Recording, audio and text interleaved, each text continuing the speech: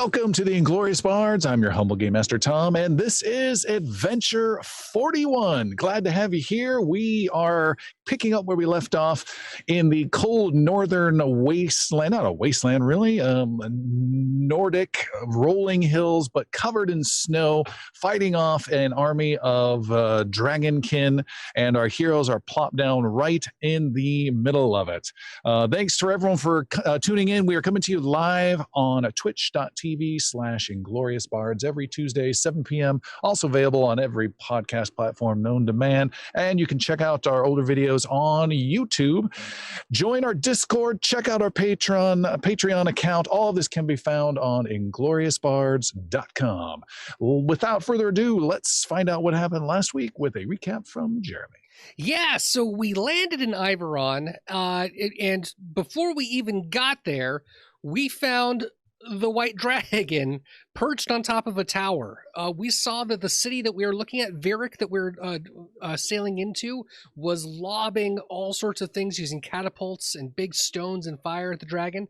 It jumped up and swooped away towards us, and Xander and the dragon traded a little bit of firefight, but it took off. It actually didn't attack the boat at all, so we were able to safely make it into harbor. When we got off the boats, we were immediately escorted, just like last time, but this time we were taken straight to the capital area of kind of where the General Vormon, was addressing us and was about to catch us up on where things are going, expecting that we were a big army coming up from Navarre.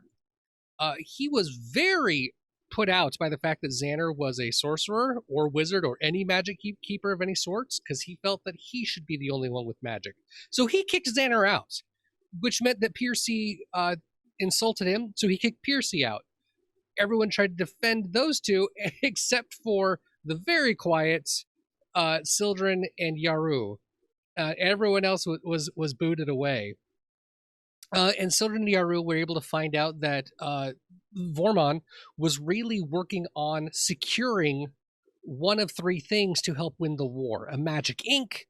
Let me see, what was the other ones? A couple others. Kalkuvad, who was a wizard of the Dragonkin. He wanted to see if he could be defeated. Also learned something about the dragon with a star off to the east that the Dragonkin seemed to be really interested in. So we promptly ignored all of those requests and instead went on our own to go find the girl that we were originally looking for in the first place. There was a lot of further commotion where we saw kind of the impacts of what was happening with the war. We saw wounded. Bali and Sildren were both trying to do their best to heal the wounded. And finally, when we went further on, Xander actually ran into Ronard and got himself some warm gear, but we later on actually encountered an attack in the town to the south where we thought the girl was going to be, and a bunch of Colium guards were there. Everyone jumped into action, and Sildren and Xander surprised everybody to become dragons as well and fight ice with fire, as it were, and acid. We ended up cleaning up the battle, except for one, and that's where we left off, dragons in pursuit. So from there, I imagine everyone's going to keep fighting on and let the adventure begin.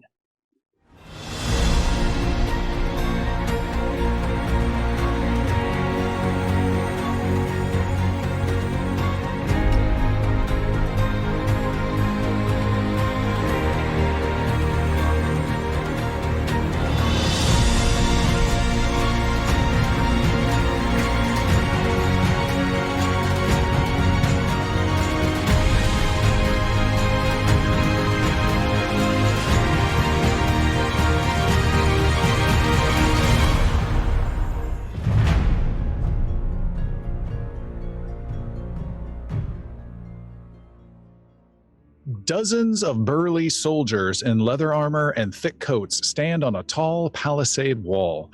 The wall stretches out as far as they can see to the east and west across snowy fields, a testament to the strength and determination of the Iveron people. But today, dark shapes approach from the north through heavy falling snow. A tall man with a thick beard, a fur-lined coat, and an axe handed down through his family over the generations walks along the wall. He holds a tall, flaming torch and walks from soldier to soldier to lend them his courage. He is King Grever, the man leading his people against the Colium army, the man holding the dragonkin back from the rest of Varen. Keep blade and flame close at hand. Trust in the strength of the wall and the man standing next to you. The dragonkin march again today, but they will crash and die against the king's wall. Most of the soldiers are silent, peering through the snow and the dark shapes. King Grever pounds reassuringly on the armored shoulders of his warriors as he walks by. One of the king's aides runs up the wall and speaks with the king in private, away from the rest of the men. My king, General Vorman reports back that another white dragon was spotted near the city. That's all we need. The enemy to bring even more dragons to Iveron. Enough of that. What did Vormon say about his magic, his secret plan to send this army running? The general reports that the magic he needs is still missing. There is nothing he can do until he finds it. He has sent a team of scouts to locate the missing wagons. I trust he sent scouts from Navarre. We can't spare our own warriors. Not exactly, my lord. The general sent new allies, the defenders of the realm. The defenders are here in Iveron.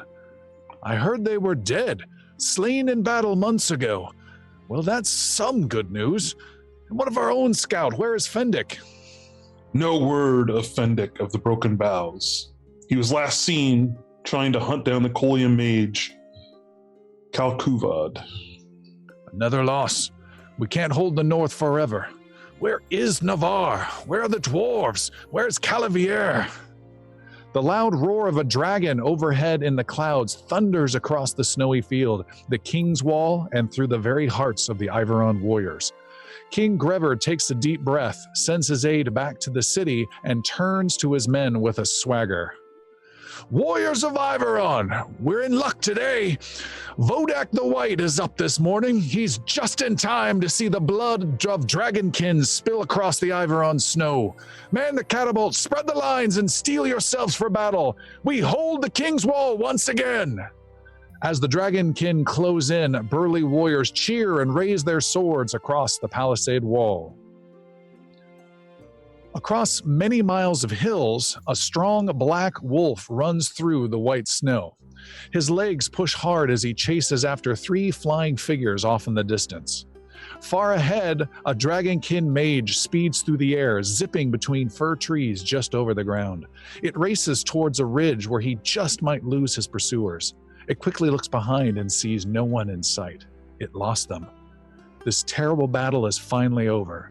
Now it can safely fly. Incoming dragon!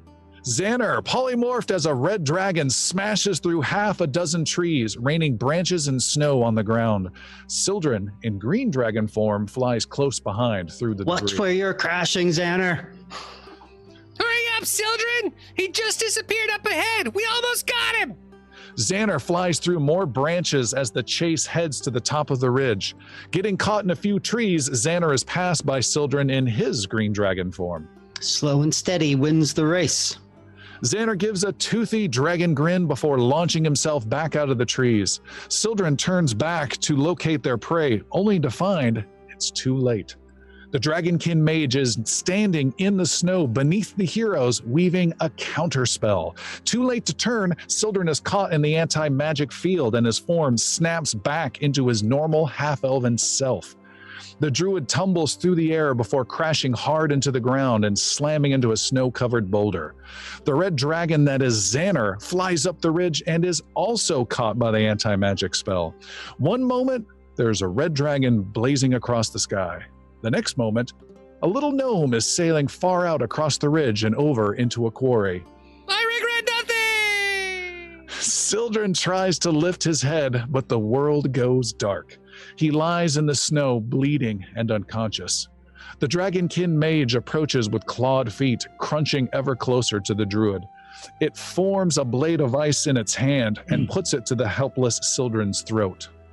You fight like a mage, but die like a dog. This is better an end than you deserve.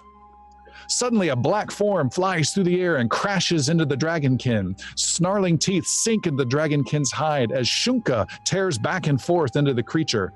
The black wolf claws at the face of the mage and bites at its throat. The dragonkin stabs desperately multiple times into the wolf's side with his ice blade. With a tremendous kick, Shunka is sent sailing through the air and crashes into the boulder with a thud. The black wolf howls in pain when it collapses into the snow. The dragonkin mage stands up and flings red blood off its ice blade. The mage steps over to the druid to finally finish him off, but finds the battle is still not over. Tired and wounded, the black wolf limps between the dragonkin and the druid, lowers his head, and snarls with blood-stained teeth. The mage raises its ice blade once again. Time to end you both. 2 arrows streak through the cold air and sink deep into the back of the dragonkin mage. It turns around in a howl before a 3rd arrow pierces straight through its mouth. The mage stumbles backwards, gasping and gurgling blood before collapsing dead in the snow. A hooded archer steps out from the trees, scans the rest of the woods, and makes his way over to the bloody scene at the boulder. The archer approaches the wounded Shunka with an outstretched hand. The black wolf stops snarling and sniffs at the hand. Easy there. Easy. The archer strokes Shunka's neck and scratches his ears. Oh, a new friend, I see. Looks like you'll make it. Well, better have a look at your master now and see how he's fared. The archer pulls back his hood, kneels down next to Sildren, and positions him carefully in the snow. After a few minutes, the druid blinks his eyes. He looks at the archer and manages a weak smile. The archer grins back and sits him up. I see you're still getting into more trouble than you can handle, my friend. Sildren reaches up and shakes the hand of his old friend Idrisil of the Wardens. As usual.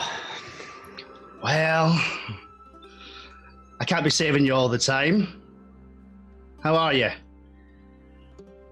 Surprised to be alive, to tell you the truth. Well, you've come across a dragonkin. Speaking of which, did you see a red dragon flying around? I've not seen a red dragon since... Well, that's not important. But I heard Xana quite a distance away. He would have been the red dragon. Oh. He's grown in power since last you met him. Okay, I didn't... Oh, goodness.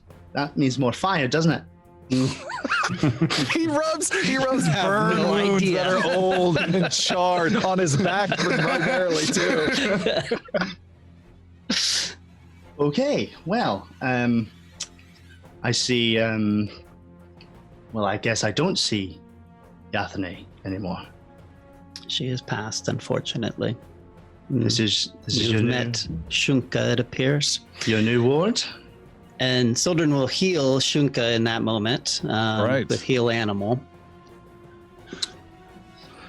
Shunka is healed up and steps between the two of you and lays down at your side, Sildren. Our other companions about. Took more than one of me to replace you, didn't it? Well, shall we go meet them? Indeed. You guys head off. You go in the wrong direction for a bit, where you find in one of the quarries that surround this town a bedraggled-looking Xander who you help out, who looks just a little stunned. You guys help him out of the quarry and walk back through the snow to the small village just down the way. In the village, our friends are there helping get the rest of the people safe and secure. There's about maybe 16, 20 people that are here in the village. There are a couple folks that are wounded. There are 2 people that were just killed in this attack by the dragonkin. And There's still some commotion and still some action going on. Before you three arrive, the rest of you that are still there, Yaru, Palik, Piercy, and Bali, you guys are kind of dealing with the chaos and someone asking for help over here. Bali, you go over there and you start trying to do some healing. And in particular, Piercy, you hear a nasty die of a Colium soldier still alive. One you had badly wounded and thought dead is on top and is trying to strangle to death with the last of its strength one of the villagers, both laying on the ground. I walk over and I take some swings at him. Okay. My short sword. Nonchalantly. Like, hang on just a second. It's all in the wrist. You got to get a really loose grip, cover your thumbs, and yeah, you can dispatch him at your leisure. No rush. Don't rush for it. You need help with that? Peasant's gonna be fine.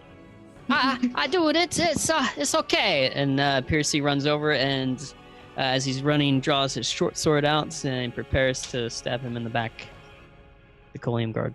All right, he is just strangling this guy, and there's this old villager underneath it whose eyes are bulging, who's trying to hold onto these claws, which are just starting to sink into his neck. Do you want me to make a roll? No, I just want you to declare what you're Just stab him! I'm stabbing him. Do you need help? You are so ready. You've readied your like time. 7 actions. You need to strap a small child to your back first. Can if you want me to. The trigger is in due time, and then the result is... yeah, describe it. What do you do? I race. I see him bent over, hands around the guy, and I don't even say anything, and no witticisms needed.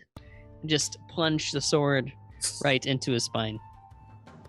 All right, you plunge it straight into his spine. There's this cracking noise. Gives out a last gasp and dies. You said no witticism needed. Are you sure there isn't like a CSI Miami after the kill thing you want to do? Come on, Mr. Bon Mo, you got something? A post-combat Bon Mo? I just wipe the short sword off on the Colium guard, and then extend a hand to the villager. Let me help you up. You lean over the villager and point at the dragon. I got your back. He takes your hand. He's bloody, but you see it's not his blood. He is not wounded, although he's just gasping. He's an older man who says, thank you for your help. Oh, thank you for everything. You and your warriors saved us. It's my job. Yes, you're very welcome. And he pats you on the back and says, how did you know? Well, I mean, they're the emissaries of King Phaon and defenders of the realm, and we're the heroes of Navarre and the things of Beren, and we know the things because we were sent here to spy. There's a map, and at the wall they told us maybe this way. You are a confusing little man, but you've got a good heart. And he pats you on the chest where your heart would normally be, but yours is like on the other side or something. You forgot Saviors of Port Rising! The title's getting bigger. Master Yaru. Hello. You stand near the remains of the Colium Spark that was this maybe 4-foot wide sphere of blue energy that you guys destroyed during this battle. You stand in the remains, which is some slightly bluish, kind of burnt-ish stone. It's not stone, sorry, snow. And you wonder what the purpose of this magical effect was. You slowly reach out a paw, and the blue sphere flashes instantly back, almost as though in a death throw. The energy from the sphere blasts your hand for 9 points of electrical damage. Oh no, that hurts. More interestingly, your mind is jolted and filled with thoughts of the Colium Dragonkin. You see images of them marching out and then flying off from the kingdom of Jarvain with its big, steep, snow-covered mountains and heading south. You see a Dragonkin mage leading several of its Colium soldiers into battle against the king's wall again and again, slowly whittling down their numbers before taking a beating himself and fleeing. You then see images of snow continually gathering and growing around the hills of Iveron. And then you finally see an image of a great white dragon, Char Ice, watching all of this from afar with a wicked serpentine grin. Your vision then snaps back to this small town as you fall backwards and land on your butt in the snow, shaking your head. Well, it's so wet. Yaru's gonna go ahead and use his winding flow ability to stand right up. All right. And walk over to everybody and exclaim the visions that he just saw. All that are present, excluding and anyone he can find. Piercy's now distracted with the guy. So basically, he just tells Palik and Bali, who will listen, what he just saw. I had something has happened to me just now. I've had a premonition. I have seen into what I hope cannot be the near future, but I have seen herself, Charice, smiling, the most terrible, wicked smile, looking down upon a vision of great carnage. I have seen the Colium General I can understand only to be the one we learned about earlier today. I saw snow growing and ice growing larger, the days growing shorter. Where in your dream? Where was Char Ice? We'll have to draw a map in the snow and find out. You know how I am with maps. Can we replay the stream and now look at the video replay? It was far north, farther than our journey should. So was yesterday that dragon we saw? Couldn't have been her. Is there another big dragon? I fear there are multiple dragons. You guys hear grunting as Xander and Sildren and a new old ally of Idrisil come walking through the snow to the rest of the group into town. The sun is just starting to set, by the way.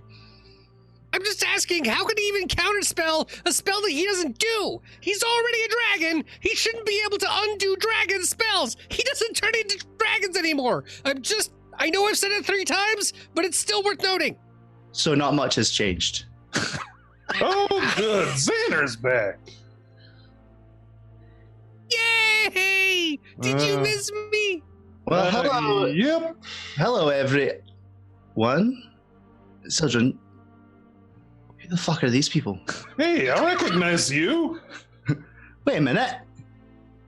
Oh, I know you. You're the wee one from underground, aren't you? Yeah, I guess. You're what'd you call yourself? Name's Palik. You're a guardian of the universe or something, right? What were you? You called yourself something funny. Yeah, I'm the greatest swordsman that's ever lived. Oh, congratulations, Your Majesty. And maybe the second greatest. Oh, Sergeant, sounds You're like the a greatest competition on our hands. Swords wrapped. Man, where's Ziggy in a time like this? Okay. And you, sir? He points to Bali, who just looks serious and kind of regal, you know. Well, Bali's been tending to the defeated and whatnot. He comes over with a blood-covered hand with entrails slipping off of it to shake. Is this one of your mates, Sojourn? Indeed, this is Bali. and I forget his last name, something Hammer or something. I don't know. His beard looks quite Something ashy. about hammers, I think. His beard looks quite ashy, children. I'm on loan from the king. I'm an emissary to the south there. A pleasure to meet you. As am I. Gather round, everyone. I haven't much time, but I must speak with you all. Are you dying? Are you sick? What do you mean? Your dreams are not coming true today, Xana. I'm not dying. Don't mind me. I'm just tending to some of the wounds here. Look at this one. And Bali will begin healing up with some medicine around the group there. All right, you guys are able to get healed. You can go ahead and heal all of your wounds as several hours go by. They tend to the dead and honor them appropriately. The two healers in the group help out with some of the wounded, and they provide you with some lodging accommodations as nightness closes in on this small town and the cold really kicks in. You are all gathered in the largest house, which is as close to a village hall as they have. And here they are having a memorial and celebration of the victory and memorial of those they have lost just today. And that's as big of a feast as they can manage. It's not a lot of food, but everyone in town is gathered while it continues to snow outside. They've got someone on a very crude-looking mandolin that's not tuned well who's playing some song, but they've got lots of ale that they're passing around and drinking and having a good time. You guys hear tales about how cold it's been over the few hours of this feast, how the multiple villages they can see that they're running low on food, that they're far enough away from the wall that they thought they were safe, but there have been Colium soldiers flying overhead. And you're drinking goat milk, you're drinking ale, you're eating goat chops, as well as strips of bear meat, although I don't know if Sildren partakes in all of that. No. That's a shaking head there. Children, you get used to it after like 2 weeks. It's really not that bad. Idrisil, you said you had something you wanted to share as you lean over at the table and chat with them. I do, voice in the sky. Thank you very much. Friends, it's been a long time, but again, I can't stay much longer, so another round and then I must be off. But You're playing it being mysterious very well. well, I'll leave no further ado. I was sent here with my fellow wardens by King Phaon. I've split them up along the Great Wall that you must have heard about by now. There's not many of us, but we're doing what we can to help. The Dragonkin are able to pass the wall. We are not sure how. We believe there's magic to some degree on their side, but they are harassing villagers who thought they were safe miles away. If there's anything that you guys can figure out that would help us, this would be absolutely crucial. A lot of people are not as positive as I am, even amongst my own men. But with your help, I think we stand a chance. And Xana, you're going to need a lot warmer coat than that. This is my warm coat. This is not enough. It's got fur. The snow and ice has been getting colder by the day, almost by the hour. There is something more serious than regular weather going on here. Only we had a magical yurt. You know, we have one of those. It's really nice. It's got like 12 bedrooms. It's unbelievable. The lady, she needed it. Any sign of the Reds in Vren? The Red Dragons. I only know of one dragon in Varen. Shale.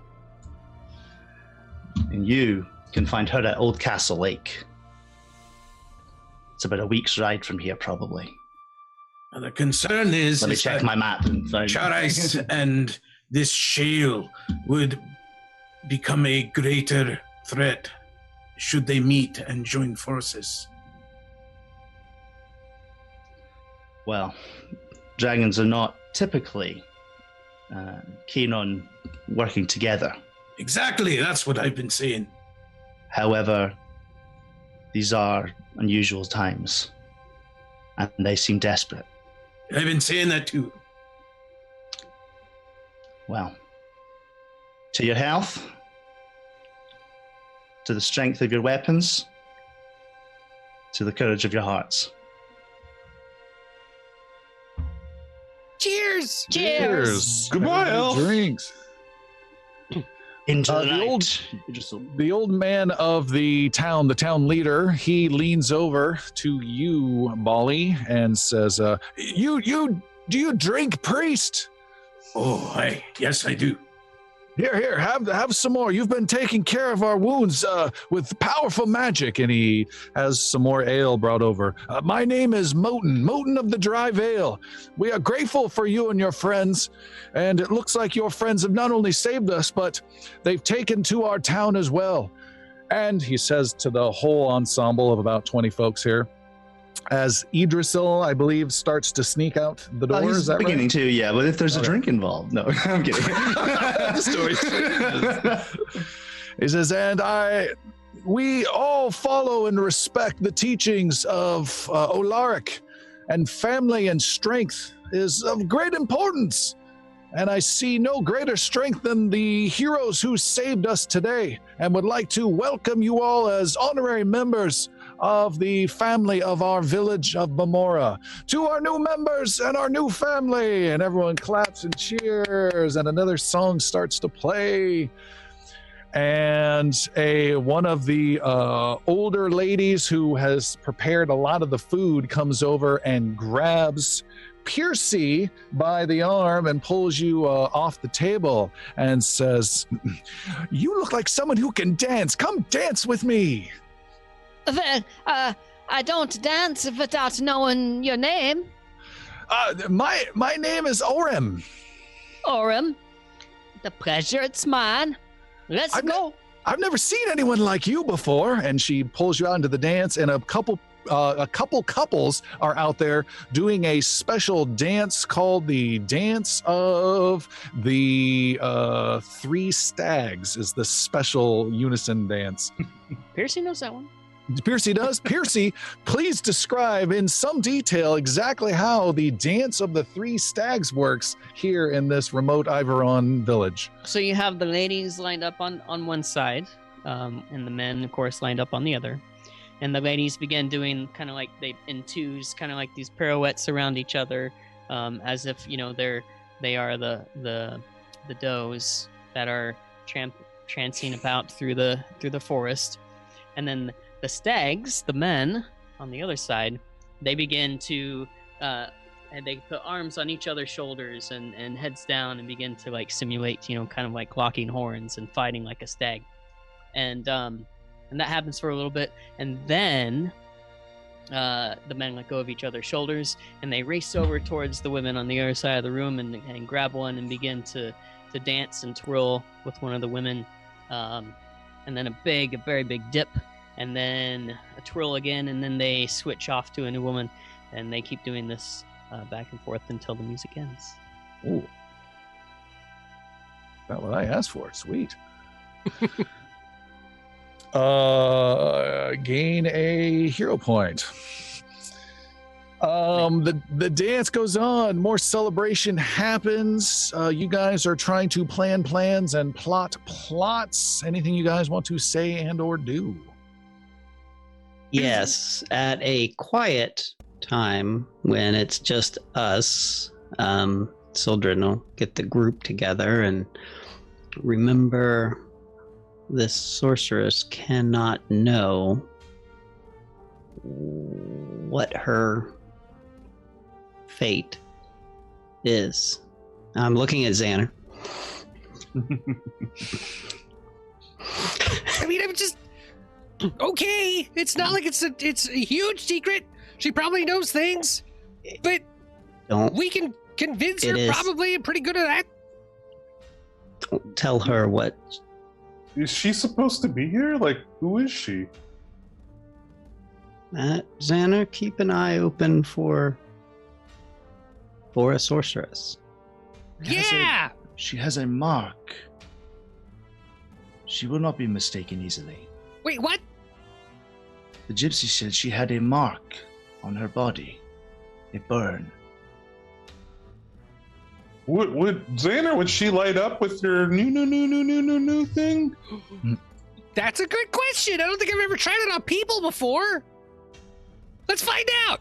Try it on Sildren right now.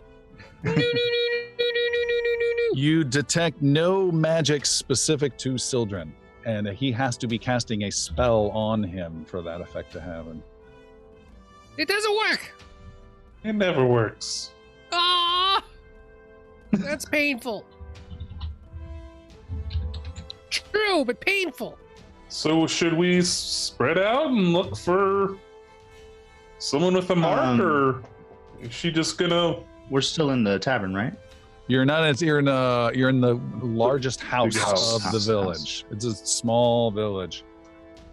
As a matter of fact, a knife is placed into the table that seems somewhat intimidating next to you, Palik, but you look up and see one of the younger women in town looking down at you and smiling, and she says, "I've seen you with your blade looking all confident. They say you fought well outside." Yeah, I always fight well. Well, let's see if you can show us how good you are with the rest of us ladies. She points over to a bunch of the women who have also had probably a little bit too much to drink, and they have some, you can see the Iveron women are not unknown to some martial skills themselves. They have various knives that they are out and having a fun little competition of throwing knives at a far wall that's sticking into the wall or knocking things over off of small shelves on there, and they're laughing and falling over and trying to outdo each other. And she pulls you and says, "Come on, let's do it." She pulls you over to, there's about half a dozen women that are laughing like crazy, having a blast, and she says, "All right, let's see who can do what now. I'm going to pick that drawing that they made of that weird old farmer no one likes." And she shows a picture. It's about a foot by a foot that's on this far wall.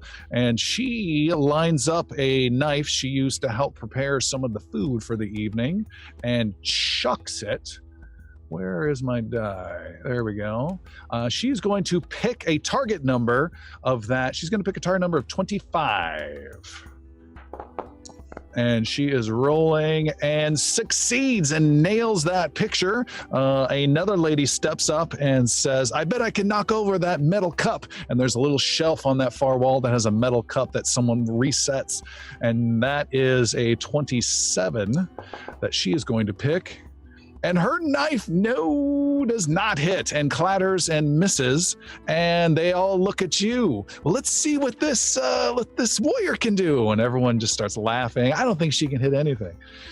And Palik, it is your turn. You get to describe what it is you want to throw at, and you pick your target number, and currently you need to beat a 25. Okay, I'll pull out one of my... And there's two more people to go after. One of my daggers, and I'm going to aim for a flagon of beer, like on Not mine. table. Okay. Yeah, I'm going to aim for Bali's flagon of beer. Son So of a let me bitch.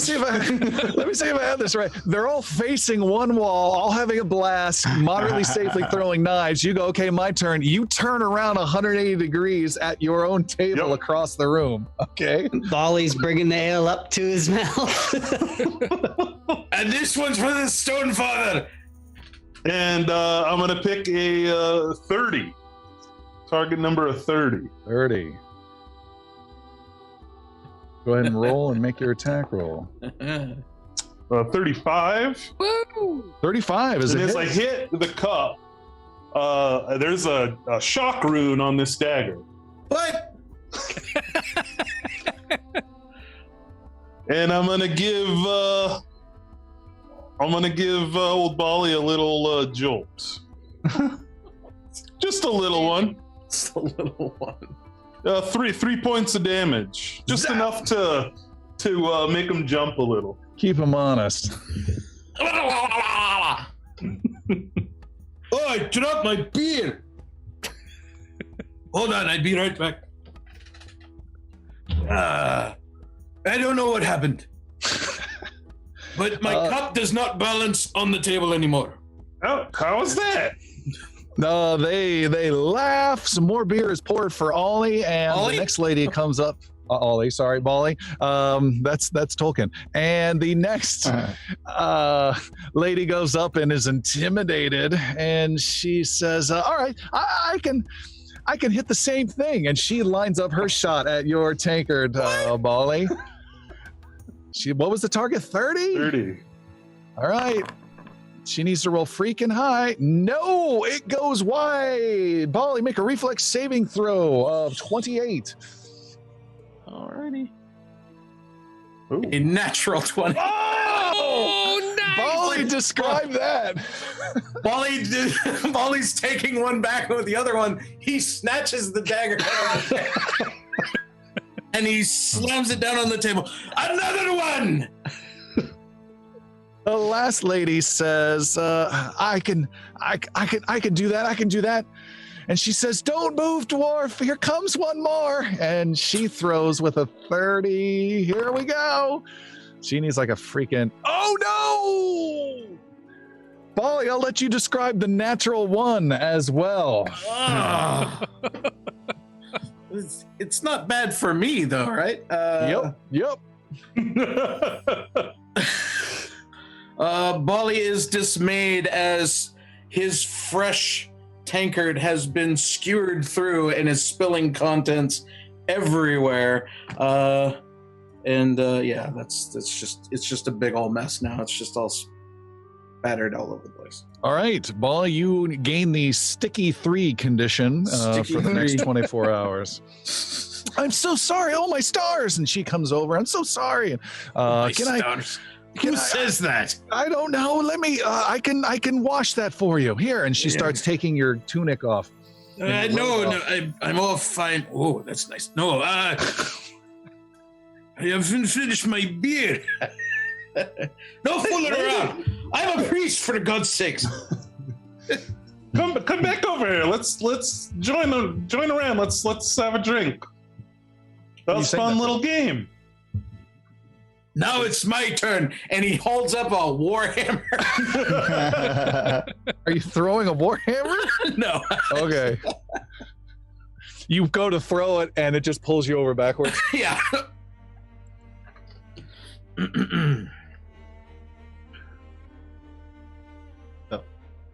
Let's come on back here. Let's have a drink. Let's toast to our little game. That's a great game. And I want to scan everybody that was involved and look for what we, the little information we have, but look for a burn or some sort of mark on any of these women. All right. You have a pretty darn decent master level of perception at 20. Holy moly. I'm rolling that for you. That's super high. I was doing it for secretive, but that's super high. You are confident that no one has a visible scar. Okay. Unless it's hidden, it's not one of these ladies. I'm going to buy several rounds, though, for this little group. Oh, all right. Have some drinks with them. Xander is going to lean over to Yaru, kind of nudge him a little bit. He's like, "Hey, you and I are really good at talking to people. We can get information everywhere. Let's go hobnob. Maybe someone knows someone who knows someone, and we can find this person." I'm really good at talking to people, too. You are awesome. You're also covered in beer, and you smell gross. I'll be right Bali, Bali, I was almost about to do Idrisil voice. Bali, Shunka has been so lonely and tired all day. You should go talk to him for a while. Shunka. Yeah, he's outside. Have a beer, Shunka.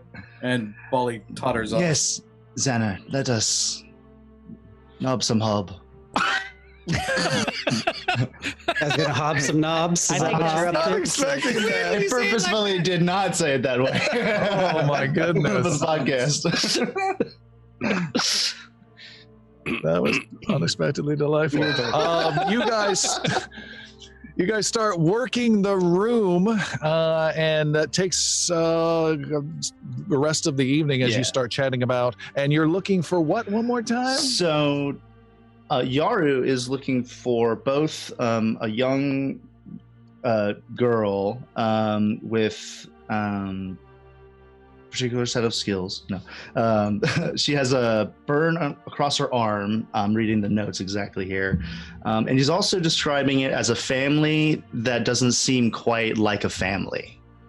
Was the gypsy's kind of instruction. Right. So if there's any families or anyone who's maybe a foster family or just a family that doesn't seem to belong here, that people don't get along with, so anything in those areas of conversation. Okay. Xander's looking for someone who's stressed out, who has that secret wearing in her eyes, like Tim just did, where they're kind of rolled up in your head all the time and looking really nervous. Don't out me. Really questioning life's choices. Really? All right. As that is happening, Moten of the Dry Vale, the leader of the town, comes over ever so slightly buzzed and says, thank you again, heroes. It's we are grateful for you to have come and rescued us from these terrible dragonkin, and you, my little friend, you saved my life today. And I would like to repay that with what little I can offer you. Here, bring your drink. It's cold outside. Come. Oh, okay. He motions to Piercy to come out to the back. Where are we coming? He says, come. Yes, here. You follow him, and he brings his tankard as well out, and you guys crunch into the snow, pulling your cloaks and coats over you closely. And he heads out to a spot that he kicks some snow off and opens up a trap door that has a small little cellar underneath and a rickety old ladder. And what it is? He says, this is where I store some stuff I don't like to keep in the house. After you. What? Initiative? Just in case. Please no. And he goes down the ladder and has a lantern with him, or torch, and you follow after. Okay. Speaking of which, Palik, your lady friends are proud to gift you as the winner a thick cloak, fur-lined, with a bear head as the prize for winning the competitions. Cool. Nothing for the dwarf who lost his beer.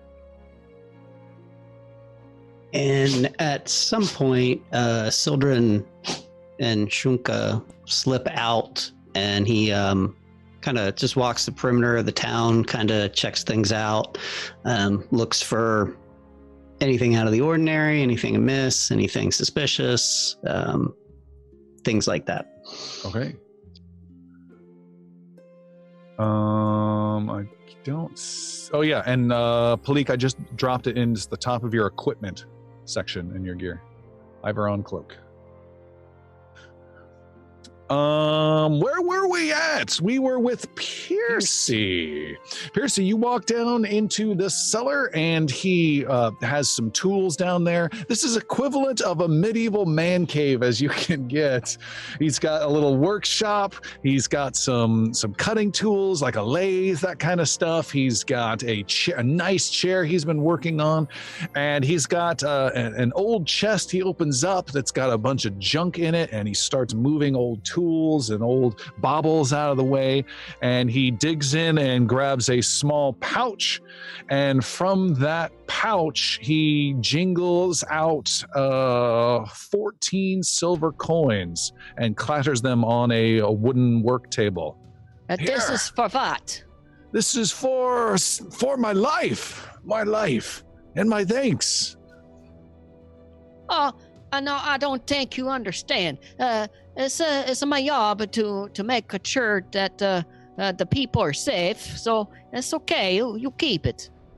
No, I insist. And he grabs in and takes out 2 more silver, the last from the pouch, and clatters them with the others. And then also pulls out 2 magic runes and clatters them on the table. Percy is interested in these magic runes. The tune changes. No, I couldn't possibly. Okay, I'll take this. What is this? These were things that were given to me 2 years ago, and I was told they were magical, but I have no need of them, and I don't know their purpose. Who gave them to you? A woman who dropped something off we wish we had never had, and now I pass on this magic to you. And these coins. That's the real value. Right, yes. The woman. Can you describe the woman? She was a tall lady. She spoke of some trouble. It's a story that I don't like to get into. But you're insulting me. Here. And he pushes the coins and the runes towards you. But the pouch stays. I need the pouch. Yes, that's okay. I have my own pouch. Okay. Well, I tell you. I was expecting the same thing. In the face. You put your head at the end of the table. I take it, and I'm very grateful. But I want to make sure that you have what you need too. What do you mean? You have enough the monies to feed yourself, yes? That's most of it. The wife has the rest. Okay, here. I tell you what. The information about the woman is maybe worth 14 silver. Okay. What do you want to know? He takes the silver back. You said she and the runes. No. You stop. A knife comes out and stabs it. What do you mean no? No, the runes are still in the mouth pouch. Oh, you put them in the mouth. All right. You said she brought something you wish you didn't have. Yeah. She brought an orphan, a girl. Said her parents were killed. An orphan, huh? About how old? She was 9 or 10. What was her name? Yelena. Yelena. How did her parents die? Something about an orc, or I've got my own ideas, but she said something about orcs. Oh, and then where's the Yelena now? I don't know, and I don't care. Oh, sounds like you did not like the girl. No, she's far more trouble than I ever had expected. What kind of trouble? She's one who is touched by cursed magic. I had thought she'd be something of use, might be of value to our village, perhaps even maybe go through some of the trials to honor Iveron with her power, but she's cursed. Endless, unexplained incidents. People getting hurt, things breaking always around her. It's been in constant pain, and the less I see of her, the better. Sounds like she just needs a little training in the swashbuckling arts. Maybe I could help her. You don't know where she is? No. That's too bad. Maybe there's somebody else in there. They know. Maybe you could ask my wife. I don't know. Okay. May I do that? Huge diplomacy, this one. He's gonna break out the quick coerce in a second. You're gonna let me talk to your wife. Closes the trap door. Yeah, whatever. Yeah. Okay. Thank you for your kindness, good sir. Thank you for your blade and skill. Yes, it's my honor. Let's get back before it gets too cold. Okay. You guys head back. You catch up to Xander and Yaru in particular, who are working the room. Piercy. Xander. Yeah. I heard a story downstairs. Was it about the duck? No. I love that one. No, it's not the duckies. Was it the dog one? No, it's not the doggies. The dog that thought it was a donkey? No. So, okay. There's the man, and he took me downstairs to the cellar. Oh, I don't like this story. Nope. What was it? You know how Uncle that one Touchy's ends. puzzle basement? He pulled two things out of his bag. Nope, I don't like this at all. Out of a sack, 2 gems appeared. This week on Medieval Man Cave. At first, I was a little nervous, Yeah, I'm very nervous right now. but he said, it's okay. How do I turn my video off without affecting the rest Why of are you the room? telling me this? We need adults. Oh yeah, can I mute Tim remotely? Anyway, I'll show you them later. He said there was a little girl named Yelena. I think that was her name. She wasn't there? You're just talking about her? Yes. Okay. He said she was an orphan, and but she was a little bit maybe of a troublemaker. Always getting into mischief, but has some powers.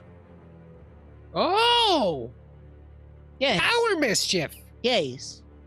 So like when she was really young and she was around somebody and then she tried to pick up a cup one time, then a whole bunch of plates just suddenly flew across the room and hit everybody in the head once and she had to clean it up the whole night during the bar, that kind of trouble? Right.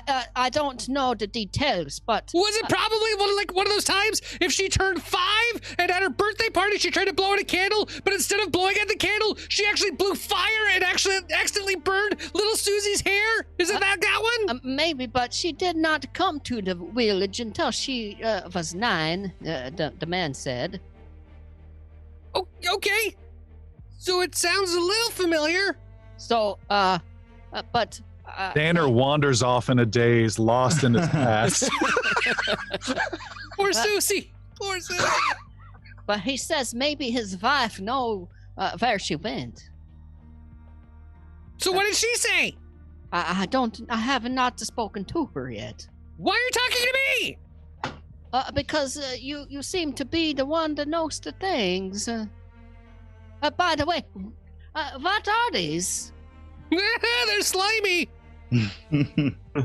Xander will try to detect the runes and determine what they are. All right, one you immediately identify as a quite powerful rune you have seen before, and no roll is necessary. And it is a striking rune, Greater, which adds an additional die of damage to 3 dice of damage. Okay. I'm putting that in the party loot sheet. And where are you? There you are. I think I have one of these. What's the other one? There you are. Proficiencies. What is your Arcana? Arcana is 20. I'm a master of occultism. I'm really close. Oh my stars! He says a second time. That is a critical my success. Stars! You are able to identify the next item as well as a keen rune. This rune, when infused into a weapon, which we just have happen automatically in our campaign. A Keen Rune turns a 19 and a 20 as critical natural hits. Whoa! Oh, that's very nice. I think thank you. What do you have there, Xander? Why, Yaru? Hi. There's this girl who used Those to are light nice. other little kids on fire at her birthday parties. Her name is Yelena, and Piercy was just telling me that she does all sorts of bad things in town, but he doesn't know where she is, he doesn't know how to find her, and someone may or may not know where about her. Yes. Also, there's a thing. Okay. What were you going to say, Piercy? I don't know. I just say, yeah, that's pretty much the story. There's a man. He took me downstairs to the cellar, and then he pulled out of his bag 2 little jewels. He wanted to show them to me. I've heard this story, Piercy. You told it to me yesterday. No, it's a new one. I promise you. Okay, you said that yesterday too, but let's go. Let's hear it. Oh, never mind. It's okay. What Maybe are these? We need to find this old woman who knows maybe where Yelena is. Perhaps. It's the man's wife. He said So- we could go talk to her. Well, we got a name to ask about. That's good. Yolena or Yolena? I couldn't ask some people. I just made some friends. Oh, hi, Palik. Yeah, you should do it too. Hello. Everyone can ask. It's okay. Yes, it's a good. It's a good. Well, is it good? Because Did the guy come back in? I forgot his name. I'm sorry. The guy Piercy was with come back in with Piercy, or Yeah. I'm gonna just go talk to him. Moten of Dryvale. Moten, All right. Piercy told us we might be able to speak with your wife. Is it still possible? Yeah, of course. And he waves over to get his wife's attention. She's the one who danced with Piercy. Orem. A portly lady of some age who comes over with a smile. She trips ever so gently upon a chair, but makes her way over and says, what is it? What's going on? Are you guys so hungry? I don't know. We thank you for your generosity and your hospitality. We have a favor that we wish to ask you. We hope does not seem too personal, but you have been so kind this far. We are hoping to speak with your charge, I don't understand. your daughter. I don't have a daughter here in town. Yolena? Yelena? Why would you want to speak with her? Well, as we were told by your husband, she is a bit of a troublemaker. I am somewhat of a guidance counselor. I might be able to help her along the path. You sounded really confident right up until that last part. Make a diplomacy roll, Yaru. Palik, make a nature roll. Sildren, make a nature roll.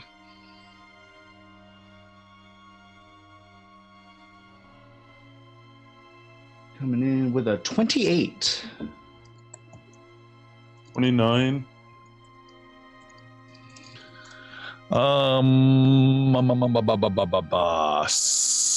Sildren. Getting there. 31. Okay. Ooh. Palik, as you were helping deal with the dead earlier this day, you were able to recover a bit of gore from one of your enemies that you believe would be of value, and Sildren was able to confirm it before you guys came into this place, so a couple hours back.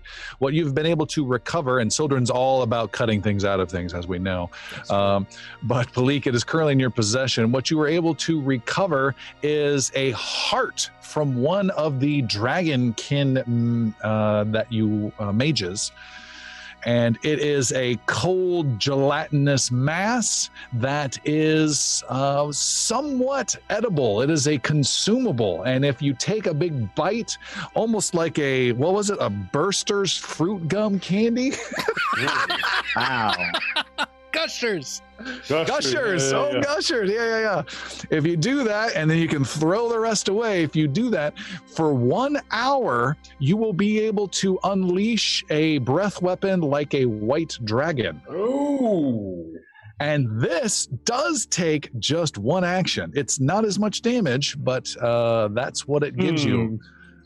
And it is a Colium heart that I am dragging into the party loot sheet. Well, let's say if somebody were in dragon form, could they then do 2 breath weapons? I'm going to say no. No, I say yeah. That's cool. Let's do yes. Yes is the answer. Hydra breath weapon. This is great. I don't know if it's something I want to do. It's kind of grody. To the max. Who wants to be grody? Piercy's always grody. Let him put it in his mouth. So, I guess. Here. Or Sildren. Sildren could give it to Shunka. Shunka probably love it. Oh, fire-breathing wolves. Take this. Give That's it to a your nightmare. little wolfie. Ice breathing wolf, would it not? Maybe he could hit something. He has this. He would just miss. Unfortunately. Shunka means well. It's just bad eyesight. Yeah, Seldon will take it. Okay, be happy yeah. to. Although with Sildren's newly defined role, that one of those runes might actually come in pretty handy for him.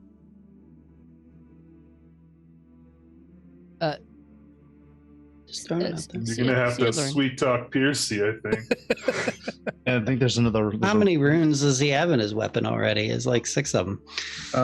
No, Piercy's one of the few who I think, right? I have No, wait, maybe you're full up. 2. He's a lightning rune. Sword is so short, he's got more runes than sword. Hold on. I How have rude? a Piercy's fire and a +1. decked up. Yeah, those are different concepts. So Piercy, looking at your flaming sword, you only have 1 property rune. So the keen is a property rune, and then so you have a slot available for that, and you have a standard striking rune which could be morphed and replaced with the greater striking rune if you chose to. And then Or the greater could be removed and given to Sildren. no. Oh. How That's we fine. Don't worry about Adds it. two. yeah, we do You things guys- a little differently. Children can do other things. Yeah, there's a whole bunch of, this is supposed to involve magic, enchantment, and downtime and all this stuff. We just Right. make things much more instant and happy, but at the price of value, if you will. Sildren, maybe we talk a little later about something I might have for you. That'll be fine. We should all talk later, Piercy.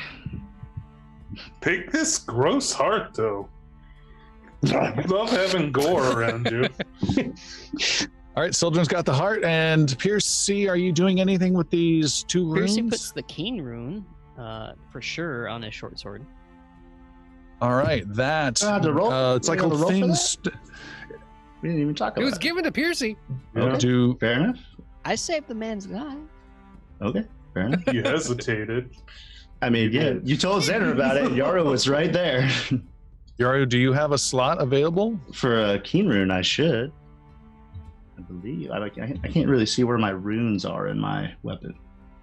Oh, I'm pretty confident you don't. You have a cold rune and a fire I rune. picture Yaro's Okay. hand wraps like blood sport. Yeah. He's got the glass. wraps around him like glass rolled, and so he's just got these Yeah, I gems like it. just crushed onto them. Yeah, you have a frost and a flaming rune, so you would have to Okay. lose one of those to No gain moss. that. I wouldn't mind doing Nibby, nibby, nibby, nibby. that. I'd lose the frost rune. Nah, You it's guys, Go ahead, you guys Hannah, figure it out. I'm gonna go keep looking. Piercy, Yelena! Yeah, I want to Yelena! talk to my new friends. Is Yelena here? Stop! Hey, Xander. Yeah, I was talking to her mom, so calm yourself. Well, on the down low a little bit. All right, I've dropped it, Piercy, into your weapon. I don't think it'll show with the roll being a cool blue color. I'm not sure, so you just might have to keep an eye out for it. So 19 is now a critical success for you as well. Darn it, I put it under Palik. It is now police. Don't take backsies. Sorry, it's taking so long. Palik, done. This is freaking Piercy. There we go, Piercy. Keen Rune, you're good to go. Okay. Well, also, Tom, did you hear what I said earlier about children slipping out at some point in time? I did stand by for that. Yep. And we were making wrapping sure. up the conversation, yeah, sure, with Yaru. I rolled a 28 for my diplomacy. She is easily swayed. Her DC is down due to alcoholic inebriation. So, yeah. Mhm. She says, yeah, Yelena, she came and snuck off with her dinner like she always does. She's not here. It's best if she doesn't enjoy things like this. This is more for the family, you know? And you, new member of the family. Well, as admit, do you know where she spends her time? Yeah. May I ask again why? She's nothing but trouble. Well, trouble is something that we often come across. Oh, yes. Yes, I'll tell you exactly where. And she comes over to the front door, opens it up. It's cold. Some snow gently falls in. You can't quite see the road, but through the darkness over there, you can barely see those two trees. Head past those two trees and up towards, there's a ridge about a couple hundred yards that way. And on the other side of that ridge is one of our quarries. She tends to play around in those quarries, even at night. You go teach her a lesson or two. I think that would be good. Definitely. Perhaps I will teach her a lesson. And Yaru will kind of signal to Xander and Sildren and anyone who will pay attention to him as just he has a lead and he'll just go. Yep. Xander All right. immediately follows. Yeah, Bleak will go as well. All right, those three head off. Sildren, you had head off earlier. What's your dealio? Oh yeah. I'm sorry. Sildren and Shunka were gonna Patrolling. head around the town and basically look for anything unusual, anything suspicious, random people outside, playing in quarries, things like that. He makes his way a few hundred yards down past some trees. Sildren, you can make a perception roll of 31 or higher.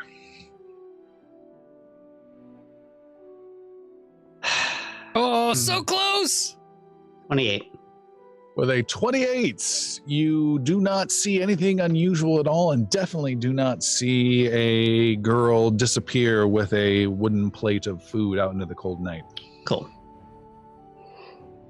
However, we have Yaru and Palik and Xander. You guys trudge out into the dark cold and make your way through the snow. By the way, throughout all of this, Bali's just been unconscious and snoring underneath the table, just totally out. Yaru dropped a couple coins in his cup thinking he was a homeless guy. The three of you make your way out and go past these trees and head up towards a ridge and a quarry that Xander is all too familiar with.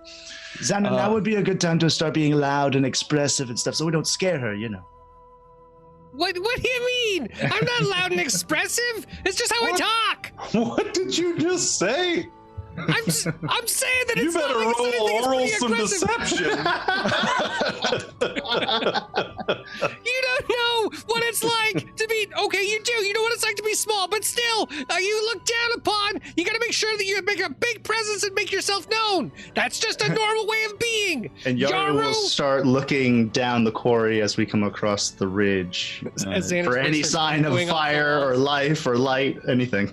All right, you go down to the quarry. You can see that it's made up of multiple ridges where they can move carts and stone. Obviously, there is a giant, almost like a water tower type device on big wooden stilts with some pipe that goes down into the quarry. And even at night, it has some mechanical and possibly slightly magical effect where it is pumping water out of this quarry. At the bottom of the quarry, there is a section that is dry with dirt and rock. And then there's a slightly lower section, maybe 15 feet down, that is filled with cold, icy water. You can see there is a small fire in the dry section with a young lady sitting there, and she is looking up at the quarry with a plate of food in her hand that she puts down, looking curiously up at these three new strangers. Right over here is where I landed. I will tell you, when you fly out of the sky, it's not being a dragon anymore, you do not bounce well. Well, you have to practice a couple times, Xander. I didn't learn how to fly in the first time. You have a tail. I know it helps. It helps without a tail. That's a terrible idea. It helps me steer. You have a giant tail and wings. It should help you steer a lot. Not when you're a gnome in the sky. We're even listing. Oh, hi. Peep and I. You guys have walked down, and the young lady is there. She stands up and looks very apprehensive, and she says, "Who are you? What do you want?" Oh, we're sorry if we interrupted your campfire. It's very cold out here. We saw the light, and we were just hoping to get warm. Sorry if we disturbed you. Yara will kind of begin moving away, giving her a little space, She backs up and is backing up to the edge of a couple, just like 3 or 4 foot drop into the cold water that's behind her, though. Her back is against the wall, if you will, but it's we do not mean you any harm. Don't be scared of us. I'm not scared of you. I don't know who you are. Oh, that's fair. We can help you with that. My name is Xander. This is Master Yaru, and that's Palik. Hello. We're the defenders of the realm. So? We helped your village earlier today when it was being attacked. How? How did you help? There was some dragon things, and we slayed them. It's true. Did you not see? Were you not around? No. Oh. Well, yeah, we killed several of them. They were attacking your village. Oh, you even lost a few villagers.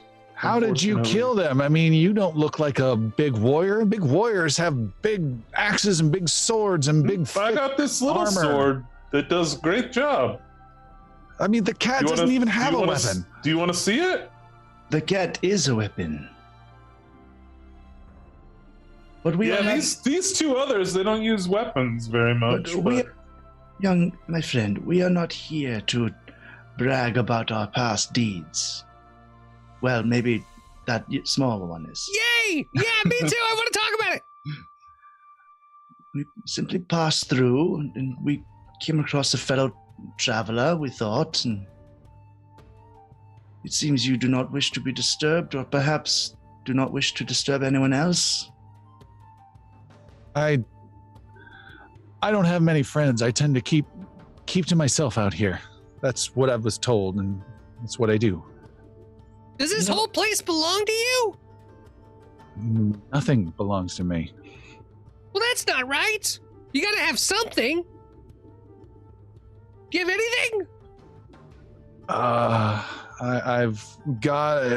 I've got an old sweater that's important to me, but I have something for you if you want it. She looks curiously. The wolf skin that I purchased earlier, last episode. Oh. When we were sailing on the ship, I used my my tailoring skills to make a cloak out of it with the wolf head. And I happened to win a bear's head cloak that looks very similar. So I kind of put my bear head cloak on, and I give her this wolf head, this white wolf cloak. Oh. As like a head. I'm like, look at this. She said, thanks. And she takes it and she puts it on and puts the hood over and says, I'm a big Iveron warrior. Some growls. Can you give me a growl? Oh, goodness. Scary. I'm stronger than anyone else. She's just like Shunka, this one. Yeah. Ah, that's nothing. Xander reaches into his pocket and pulls out a cookie. Here, I eat this. She backs away. No, it's fine. It's a cookie. You can smell it. It's good. He's harmless. He's not going to give you anything that's not bad for you. That's bad. Yeah, for you. sure. I'll take a cookie in the middle of the night from Three Strange Men. Yes. Yeah. Oh well, no, we're not all men. It's never, ever, ever gonna go away. That is an endless cookie. Unless you eat the whole thing at once. Then it comes right back. It's a endless cookie. It's magic. When you eat the cookie, you just take a bite and it's whole again. What kind of Willy Wonka crap is this? No, she doesn't say. Come with me and you'll see. Xander's fully endless nom's awesome cookie. She takes it and then takes a bite. It's pretty good. I've been a fan. She hands it back. No, it's yours. She takes another bite and then stores the rest of it for later. I also have a pair of gloves that stay warm all the time. Why are you giving me things? I don't everyone understand. Everyone needs to have things. You just said you didn't have anything. We have things to spare, so. And look, I don't you even hear reverberating through the quarry the screech of a Colium soldier, one of these dragonkin, and you can see a shape just barely in the darkness flying down into the quarry, heading towards the fire with some speed. Yelena instantly steps backwards off of the rock she is on into the water, which becomes a small little flow of ice underneath her, and she is on solid ice. And then she takes another hop, and each hop she does on the water quickly becomes ice as she makes her way away. White Wolf! That's a pretty cool trick. Don't go too far away, though. Xander heads towards the Colium guard and braces for burning hands, so it's within range. All right, it comes sweeping in like crazy. Yelena changes angles and goes at a 90-degree angle away from this screeching creature. Each hop is ice that she lands on instead of cold water. Xander, this thing comes swooping in super fast and is barreling right at you. I need you to make a reflex save, and it will make a reflex save as the two of you kind of fly into violent flaming chaos. What? Oh, that is not very fast. That was a 25. 24. Xander, your burning hands hits him for full damage. Go ahead and roll damage. He takes 28 points of fire damage.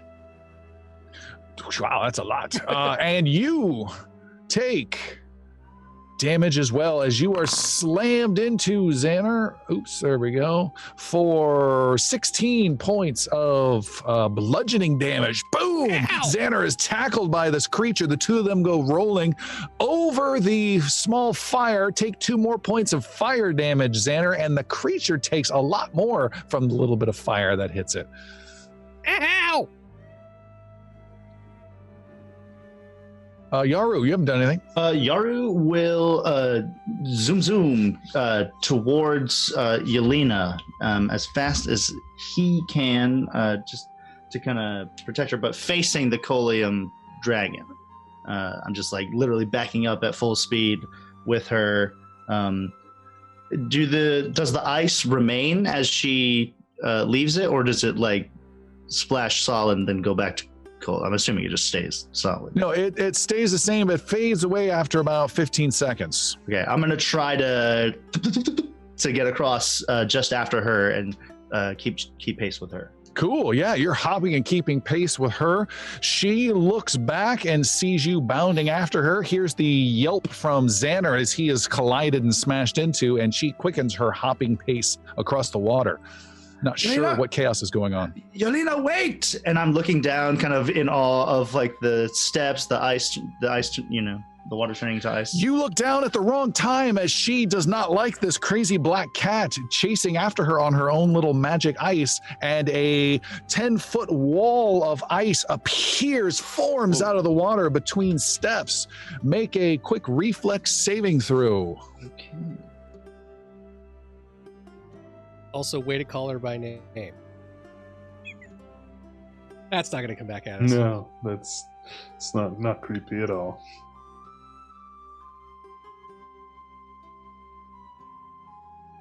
Reflex save. I believe in you, Yaru! Click it one more time. There we go. Hey, a 42. Would you like to describe the critical success you just rolled? Sure. So Yaru just, without expending a focus point, teleports through the wall. Ooh, all right. Yeah, she essentially flicks her hand, and this wall of water rises up and becomes ice, and you phase through it. Can I phase through in front of her? Sure. So I phase through in front of her, so she like bumps into me. You phase past her onto the ice floe just before she lands on it, that she generates herself with magic, and then she lands and then crashes into you. You hold on to her and she holds on to you, so both of you don't go falling off because it's a small little step that you're on. Ah! Wait! Turn and look! Watch!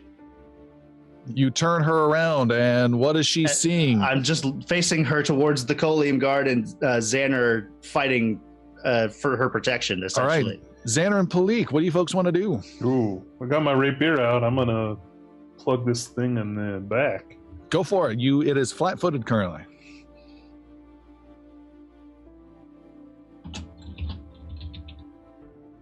A 34 is a hit.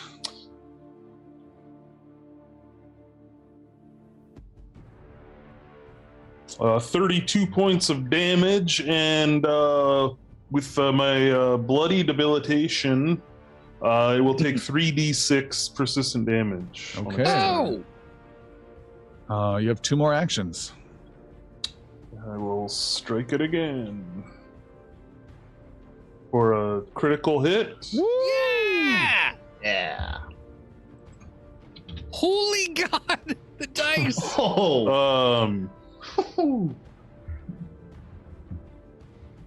So 74 points of damage. All right. Having smashed into Xander and rolled across this small little fire, the creature is on the ground. Just as it's trying to get to its feet, you stab it once to deliver a brutal, bleeding, jagged wound. But then the second blow is even worse, and you critically injure it, and it is almost bleeding out to death. You have one more action.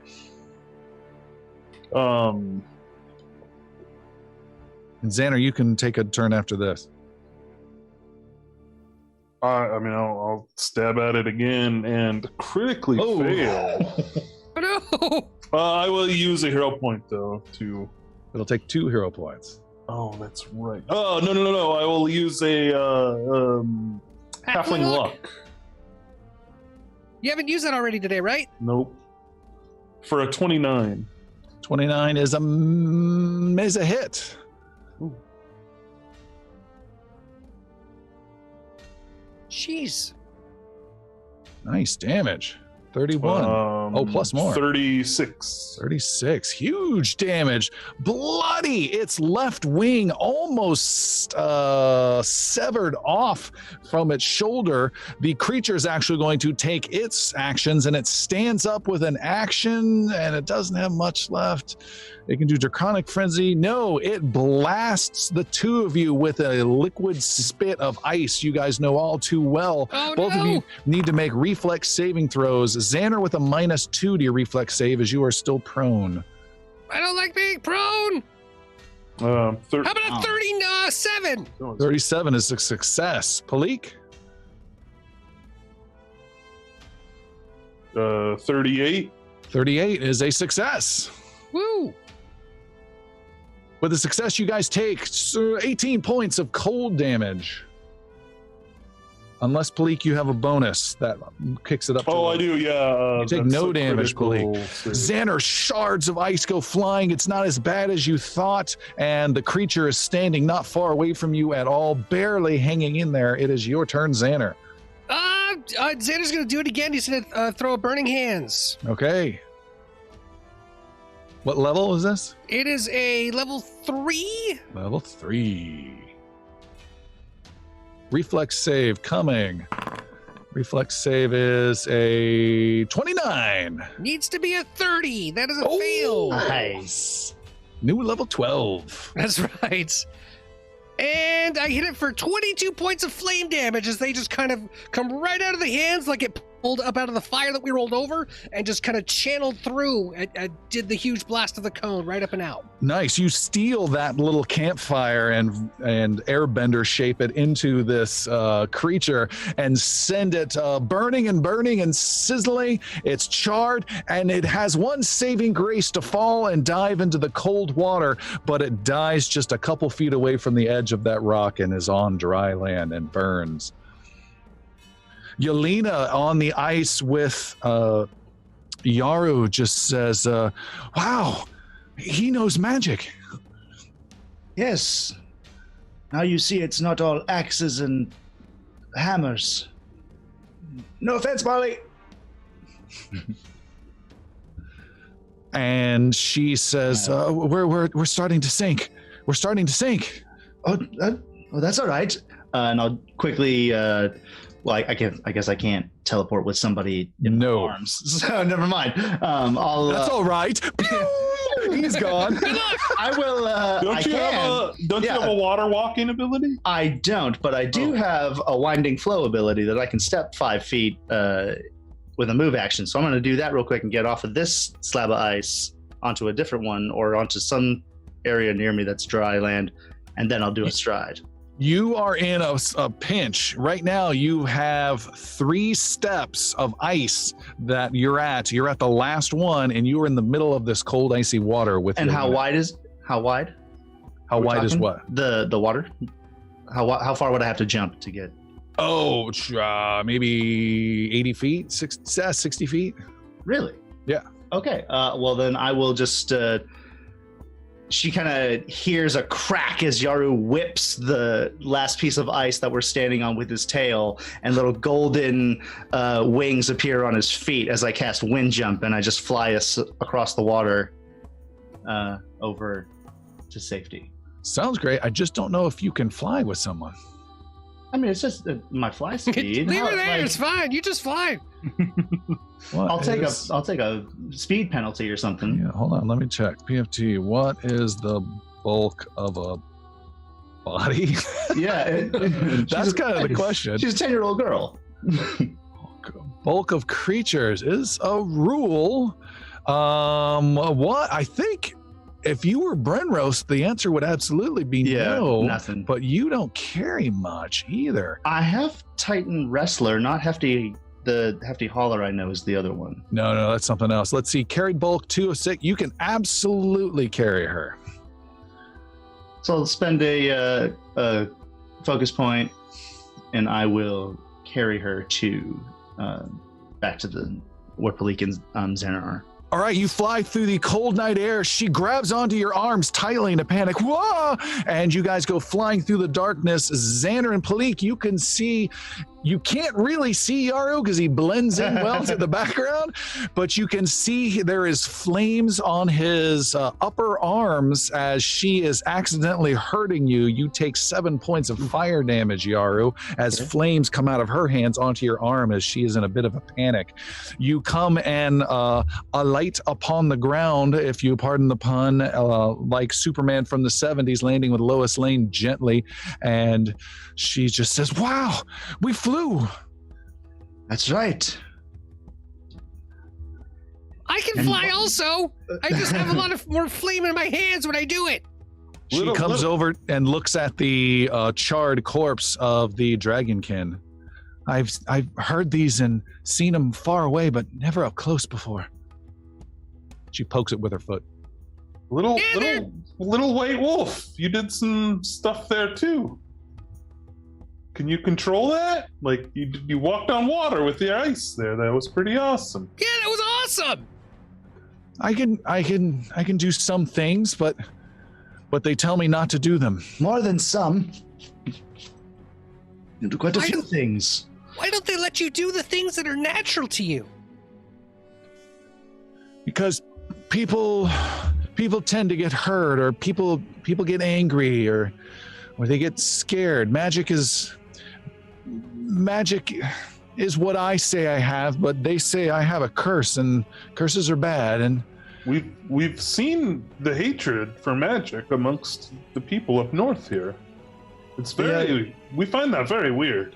They seem to be unwilling to deal with outsiders, those who are not from their homes and villages. You know, I remember when I was really young and I had magic for the first time show up for me. It scared the dickens out of my dad. I ended up breaking a chair and 5 different plates in his bar. He was so angry, and I didn't know what I did. I was just trying to help. And then I accidentally made some slippery ice on the floor, and then I burned a door once when I just tried to open it to get out. I was able to get help from a wizard that was nearby. But man, I wish I had a sorcerer as strong as you and me to show me different ways. I've done things like that. Did you ever hurt yourself accidentally? Hurt somebody else? She pulls back the sleeve of her arm and shows a gnarly burn across it, an old burn scar. Oh, I'm so sorry. But I'll tell you what, I know it may be scary the first time, but look, it gets easier. Xander will produce flame in his hands, and then he'll just drop the ball back onto the campfire. See? No burns. She stands before you confidently and casts the same spell, which fails. That's good practice. Did you make this fire out here by yourself earlier when we showed up? Yeah, I did. But I can do that. And she casts Produce Flame again and fails. You know, when you think about how you touch in with your emotions and whatever's scaring what isn't, it all comes down to what you really believe you can do. When you think hard and concentrate, it gets a little weird sometimes. But if you feel it inside, you take a deep breath and then try again, it gets better and better. Remember, this is a part of who you are. This is natural for you. So just let it be there all on its own. Try again. I know all that. And she stops and still gets a little flustered and still starts thinking hard. But then she remembers what you said and she takes a deep breath and she casts Produce Flame and fails. Damn it. I did it before. I did this fire before. No, I know. I can see the fire here. Did you know that you can only do certain spells so many times a day? I don't know my character sheet. Well, here's the thing. It's the end of the day. Maybe you just need to rest and get some more. This is really cool that you can do fire, and I'm so upset that you can't learn magic. If I could, if we were able to spend more time together, I'd love to teach you more. You could learn about how you can work with the ice That you did, and the fire? And have you ever moved any rocks? No, I've never moved rocks. You know how to move Watch rocks? this! Xander will reach out across the quarry, and he will cast Wall of Stone. Oh, cool! And he'll build a 100-foot wall, just one at a time, just with the hand, raising each one up. Yeah, how about this quarry, which is worked on by very hardworking people for days and months and years?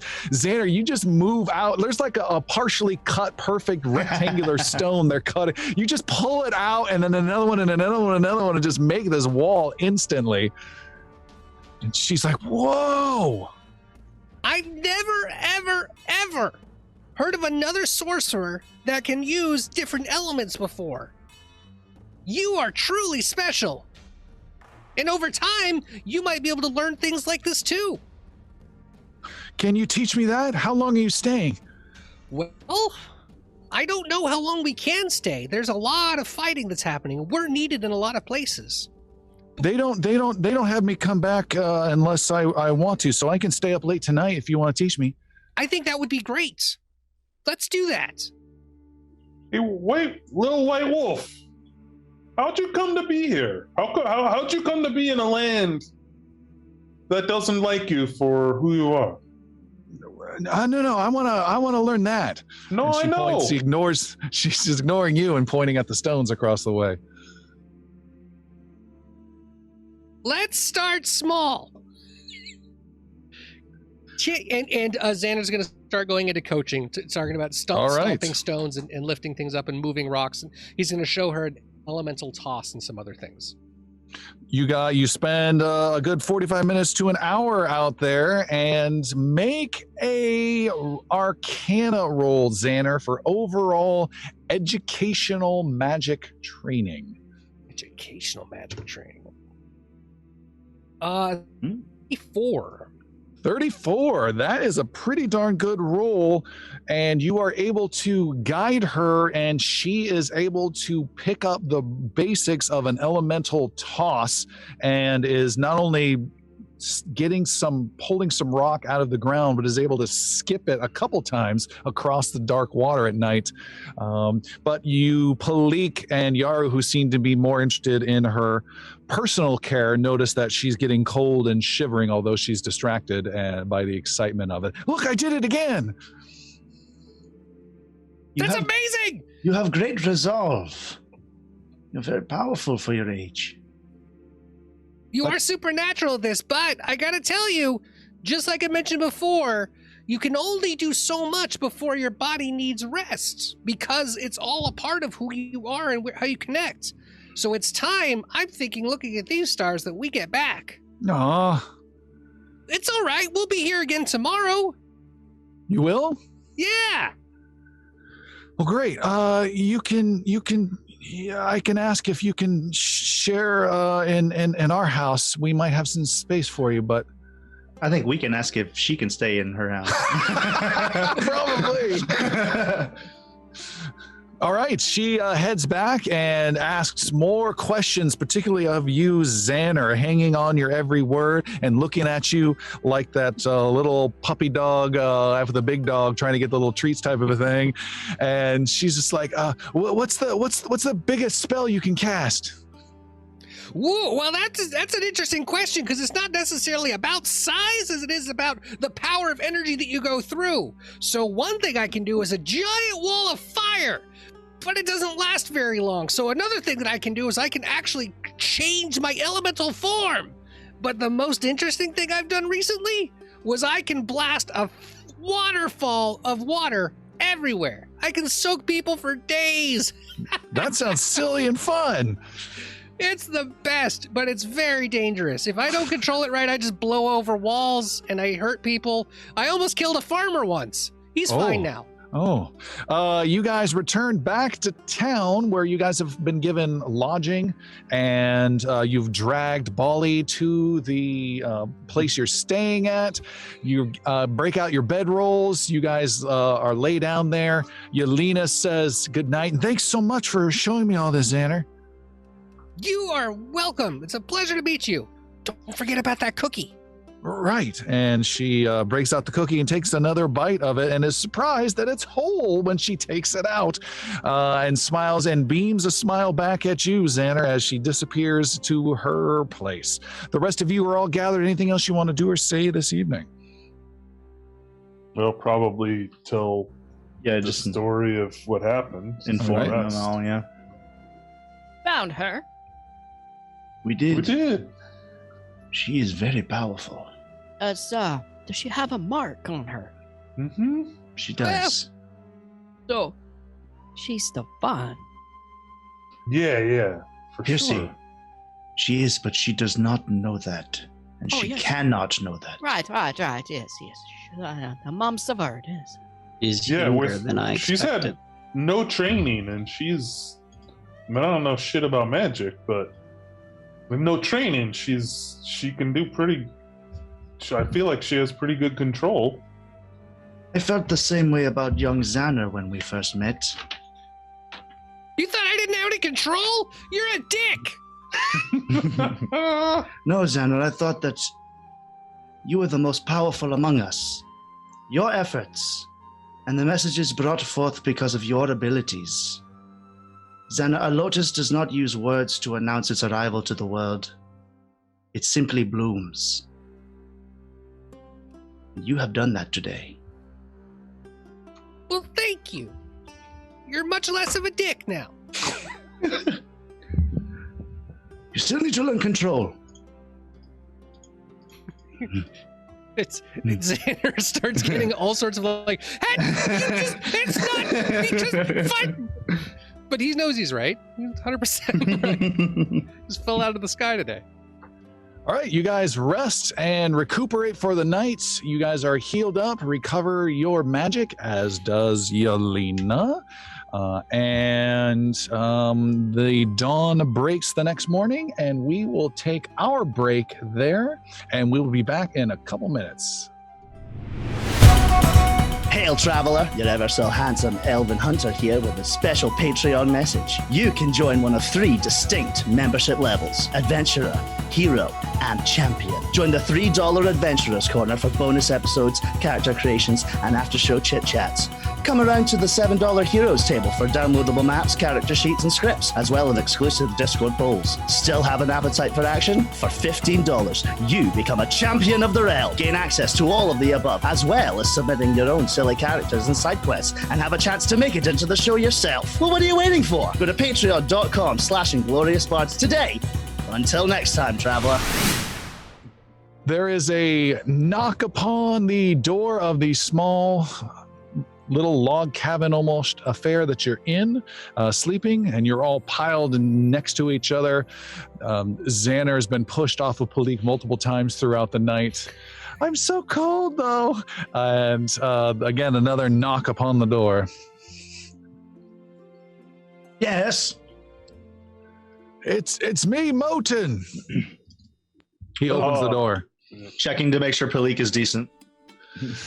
Come in. She's not. You're good. And he opens the door. And he comes in and brings you some warm biscuits and cold jelly. Mm-hmm. I thought this might serve our heroes and new family members of the town well. Oh, and this is great.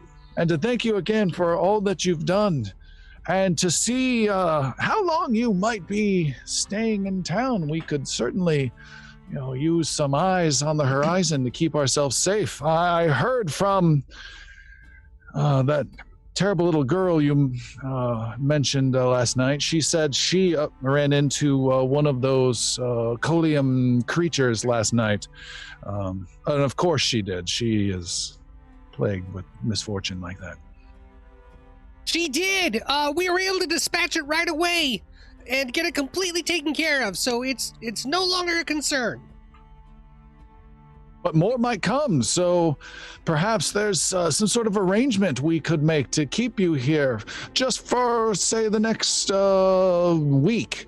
I think would be in order. We could provide lodging and all the great feast nights we can manage, night after night after night. What say you? Well, that sounds exceptionally generous, but I'm Wonderful. afraid we have a lot of pressing business on us. We have to go stop these creatures from attacking everywhere. Of course, I'm sure you have more important things to do than to protect the likes of us. As the Colium army pushes south, we must go north to stop them. That will put you in grave danger, I'd imagine. It will, but better us than yourself, no? Is your priest dead? He seems to really be sleeping hard today.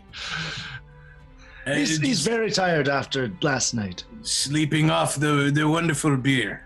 Does he drink often? Is this a new experience for him, or does he drink often and this is totally not a new experience? Last night was his first beer. Oh, perhaps that explains things. It was the first. I didn't drink the little tanky thing. What's the big round thing? That's a barrel. The barrel.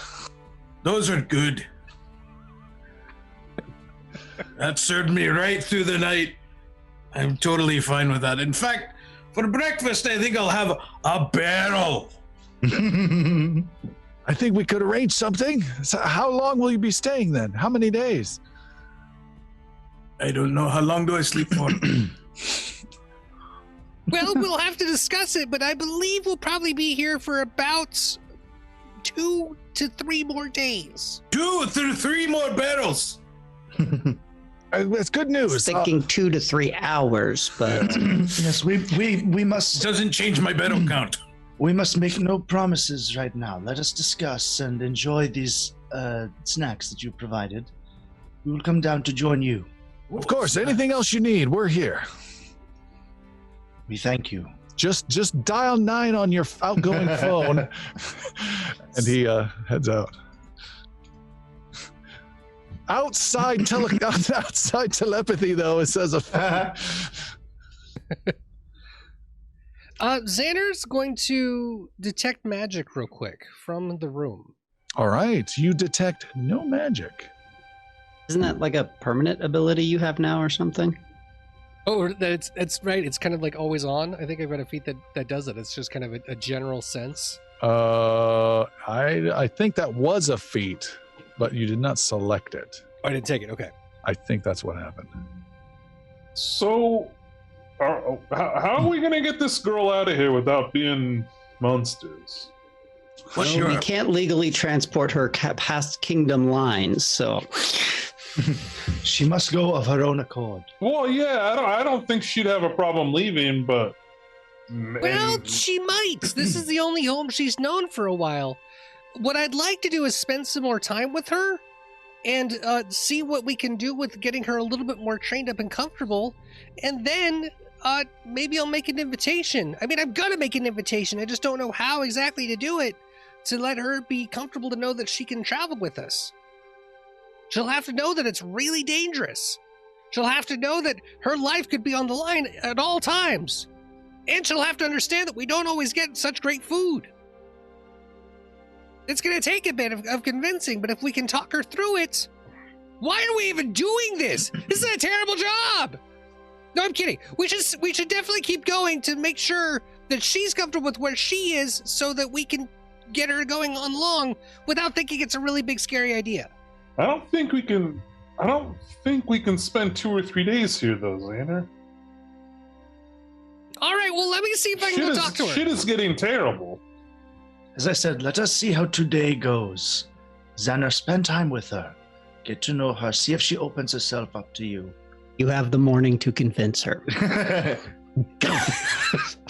Where's my diplomacy badge? I will go with you to watch over, but I will remain the silent partner. I see a connection between the two of you. This is our way in. Where are the dragons at? From what little I saw of her yesterday, I think, Master Yaru, you would be beneficial in your teachings and meditation to help her find her center as well. Between the two of you, mentoring her, she What would about be... you? You do magic shit too?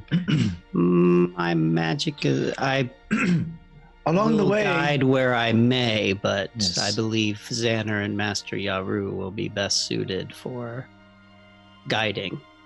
I'm more on the annoying woke liberal side. I don't know if that plays well here in Iveron. Xander's got chaotic magic. I'm chaotic good. We balance out. Yes. Okay, well, let's do that. I'll go speak with her and let her know that we're about to travel and see if she can come with us and if she's excited about that. And if that doesn't work out, we'll steal her. Well, Good, Hold on, let me get Sildren's the battle nodding. I map think we're all- prepped. Let me bring up that old battle map from last week. what if the rest of us, or maybe just me, I go talk to the mayor or whatever the fuck he is. He doesn't seem to like her very much, anyways. Yeah, they don't seem very positively inclined to her. But if we Actually, just take her, they're probably that's gonna a have really a problem good with idea. that. let's do it both ways. I'll talk to her to convince her. You guys talk to her about getting rid of her. They're convinced that she's a danger anyway. If we can let them know that as part of the helpers of that we are, defenders of the realm, champions of the king, ambassadors of the world, and saviors of Port Rising, then no doubt they would understand that we would, of course, want to benefit them by removing her from them because she's dangerous. Oh yeah, nothing can go wrong with this. That sounds like sarcasm, Bolly. How about you drink a freaking barrel? Or All do you I'm have a better saying- idea? Says If the there was- ambassador of the realm, might I add. Molly fiddles with his badge. You don't like my plan? Like to see Xander at the UN negotiating some peace treaty. Ends with burning hands across the road. Has Bali been made aware of this child responsibility? No, not in any way. You've just been kind of nodding and agreeing in the conversation because you're just trying to catch up. So Bali's leaning over to Piercy and going, "We're stealing a girl. Is that what's going on now?" No, we're not. Don't ask me stealing to anybody. make the decisions. I don't know. As I said, Bolly, she must come of her own accord. But Yeah. I don't know who she is. Why does she have to come? And We why have does to she have to come when we're going off to dragons? You told me the other night, and I didn't see any. I saw stars. No, but you were there when we talked to the blood gypsy, right? Yeah, I was here and there. But you were Mostly there. outside. And if half of what she said is true, she's still going to be a more powerful sorceress than Xander. Apologies, Xander, but Well, she No. may be strong and all, but she's just this tall. you have to Taller get than started. Xander. Hey! Yeah, but I saw Xander Bali, blow things up. you were that tall once too. Did you not have somebody put some faith in you and teach you the things you know? Oh, We all have. Time We're to all time. we're all talented in one thing or another what we do, and we all had someone that showed us. I that wasn't way. asked to go off and fight the undead or face off against the scaly worm. Just so you know, it's not a delicate thing that we're being asked to do. Of course not. So We've all been defenders asked of the to realm, do babysitters of the realm. Perhaps it was up to us to simply find her, and we can deliver her to a better teacher along the way. She is not welcome. She does not belong here, Bolly. She is unwanted, and she does not want to be here. And she will just as easily be eaten up by any of the scaly beasts that are out there. Then we protect her! And Yara will slam on the table. We can be eaten up by those same beasts. And she could be killed here We in this have been village. eaten by those same beasts. See, you all are very keen on this. I just want to be very clear. It's not going to be easy watching a wee one and fighting off the big one. That's true. If All right. she's as strong as she's supposed to be, Bolly, we won't be defending her. she'll be defending us. But is she strong all the time? Is she going to be strong all the time? Is she going to be fearless when we need her to be strong? That is her path to take, Polly. You did not see her last night. She was determined to learn. Okay. And Bali, I agree with your reservations on bringing a young lass on our journeys, because they are into the teeth Watch of your danger. mouth. Watch it, watch it, watch it. Because we don't have a good track record with young people. No, we in our don't. Group. You see. So I've heard. But this is her fate, and she could just as easily be killed here. If we had not come when we did, she may already be dead.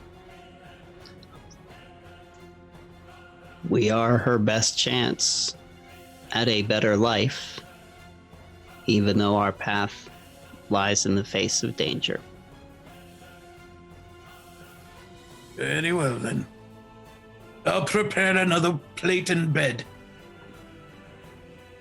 And Bali starts going through the small print of his heal spell, going, yeah, I think I can handle that one. This all gains on the chance that she decides to come with us. So, Xana, let us prepare. Okay. And actually, Yaru grabbed a couple more of those little biscuits that Omen was handing out, and he only ate one. But Okay. he grabbed a few more. All right.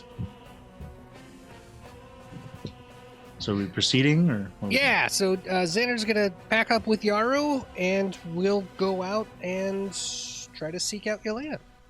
All right, you find Yelena. She is in a small side room. It looks like it might have been a storage shed or perhaps a workshop formerly that was then replaced down to a cellar later on, and it was mandatorily made into a crappy little bedroom for her several years ago.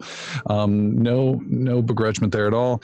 And you find her outside in the snow, and she's messing around melting snow just by putting her hand over it and really concentrating. And you two approach the side of this house. Hello Wow. again. Oh, hey, good morning. Beep-a-die! What? I don't know that. Oh, it's a gnomish greeting. It's how we say hi. It's Oh. not a magic thing. It's just my thing. So, what are you up to? Oh, I wasn't doing anything. I wasn't either. We were going to go down to the quarry and watch Xana throw rocks. You want to come? Yeah. Let's go. Let's go. All right, you guys head down to the quarry where there is some work being done. There are half a dozen people that are pretty much gathered around the charred remains of some strange dragon-like creature on the edge of the stone. They're trying to figure out what the heck happened. And you guys kind of walk down, and one of the people waves, you remember from the feast last night, but they give you your space. And you folks are doing what? Psst. If you want to go practice somewhere that you don't want it to be seen or bothered, where do you usually go? Well, I go to one of the three quarries. If they're here, then they're not at the other one. And she takes you to a different quarry. This one has a stone walkway that's been left in the middle with water on the right side and the left side. It's a big, wide one, not as deep as the other one. And she walks across the stones. It's almost like a stone bridge, and says, "This is where I sometimes play or hang out." By myself, always. So when you're around this water, how does it feel for you? Do you feel it inside your hands? Do you feel it in your head? Do you feel it at all? The water on both sides. I don't feel it because a lot of the times I don't even know it's there. And sometimes I've slipped, but I don't end up in the water. Sometimes it becomes icy and I'm just like, oh, and then I quickly step back out off the ice, off the water. I never seem to get wet. when you made ice last night, did you know that you were doing that, or was it just happening on its own? It happened on its own, and I kind of knew it might happen. Good. That's a good sign. That means you have confidence in where you're going with it. That makes it more consistent. What about you? Make a reflex save, Xander, as she pushes you into the water. Oh, yeah. 28. 28 is not going to be enough. She caught you unaware, and Xander, you fall backwards into the water. Any last-second thing? Feather fall. Okay. Xander... Go ahead. Immediately in the fall with the slip and can't recover, Xander will just call out the word slow. And Xander gently falls down 5, 6, 7 feet and gently goes down into the water like a captain going down with his ship. It is cold water. This is a terrible idea. It's not falling slower. She looks at you, Yaru, and says, well, that wasn't impressive at all. You seem to be more water-based. He's very fire-based. Does he know how to swim? Instead, Xander will cast elemental motion and fly up out of the water. Bursting out of the water, Xander comes with jets of flame like Iron Man in his palms, and he is now flying above the two of you. Whoa! I told you I could fly! That's now so I gotta neat. move around real fast and dry off! Would have been even neater if you'd done it a little sooner. You're all wet. Yeah, I'm wet! He's not so great at the landing. Xander will kind of whip back and forth a couple times, kind of blasting some air everywhere. All right. She watches every move as you zip all over the place. She's in awe of the majesty and the beauty, but Yaru was like, oh my God, he's going to kill himself. Oh, he almost hit that wall. He's not paying attention to where he's going. What an idiot. Showing off, flying over my shoulder, moving hands up and down.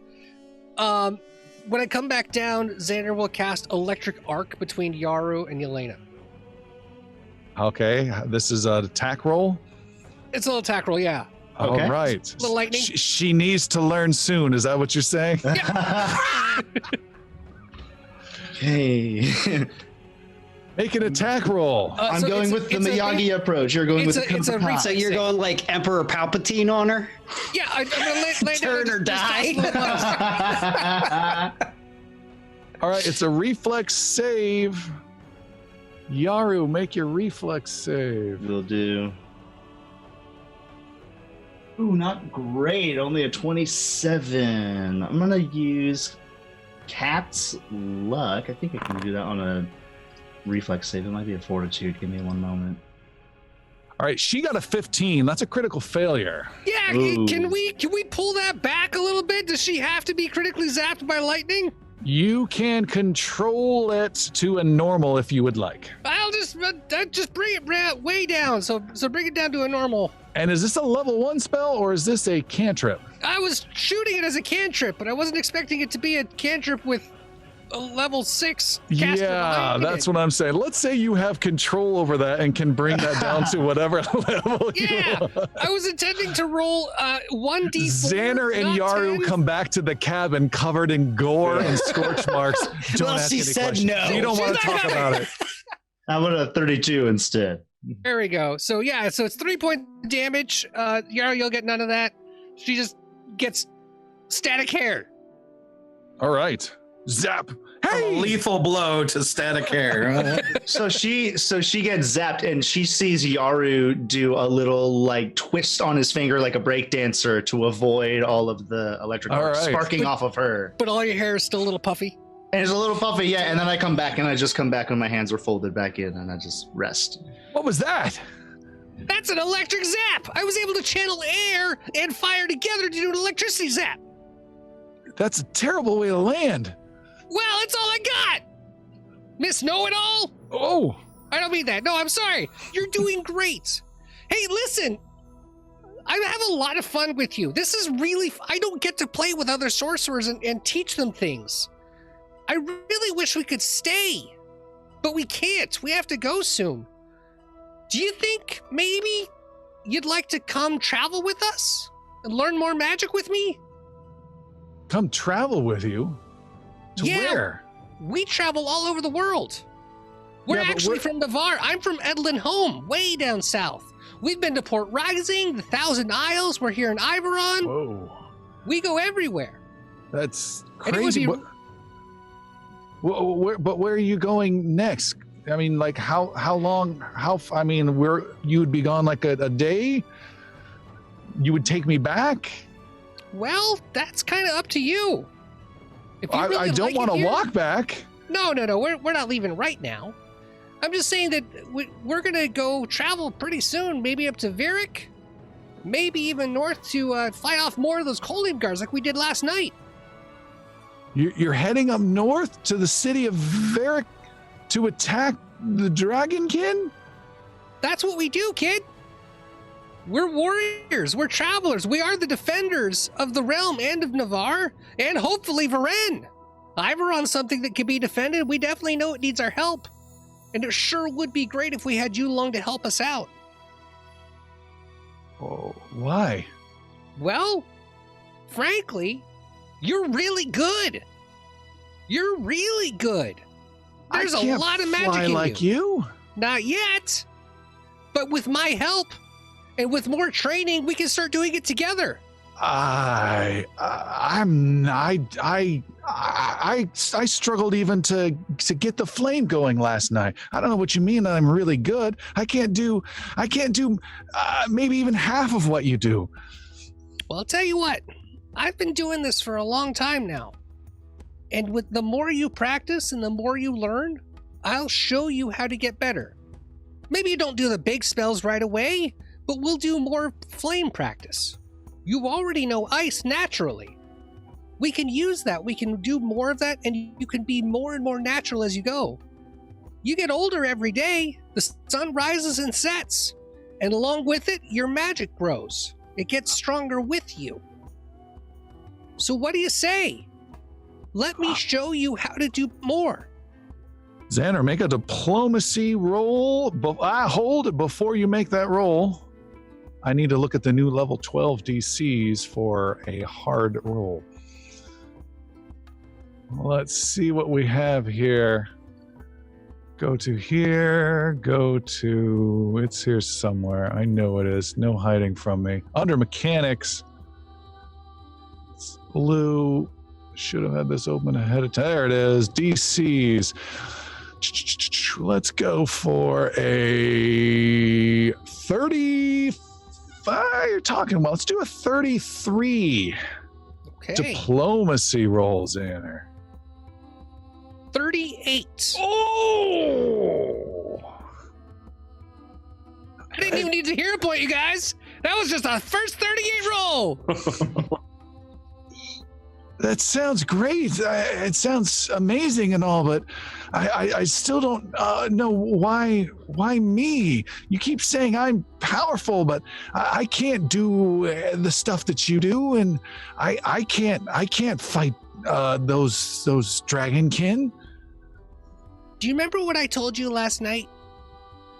You said don't talk about what we did. Right? No, not that part. That's fine. That's not what I meant. What I was talking about was that I have never, ever in my life met another sorcerer like me who could do other elements, who could train everything. And I don't think you have either. I think the two of us working together could become really, really powerful. And I know what you go through. I know how it feels for you, and I can train you. I think that we belong together.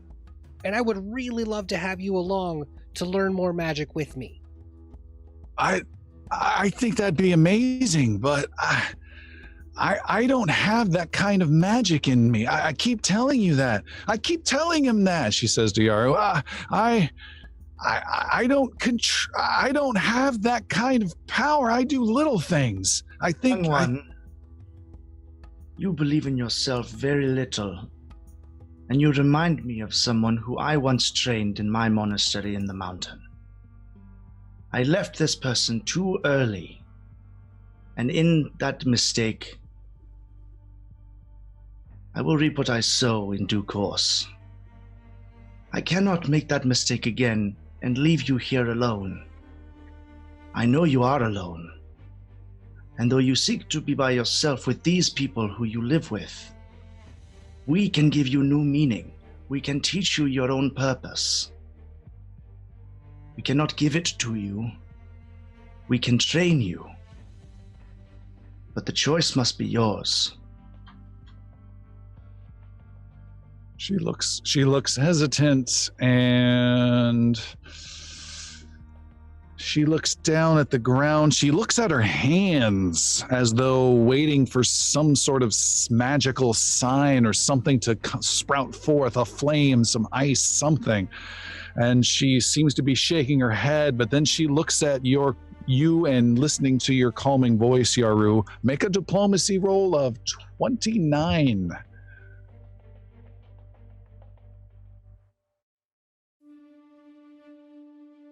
That's a 37. I say yes. I say yes. But Moten and Orem, they'd never let me go. We will arrange it with them. They are in our debt, after all. You think so? Oh, I know so. It's yeah.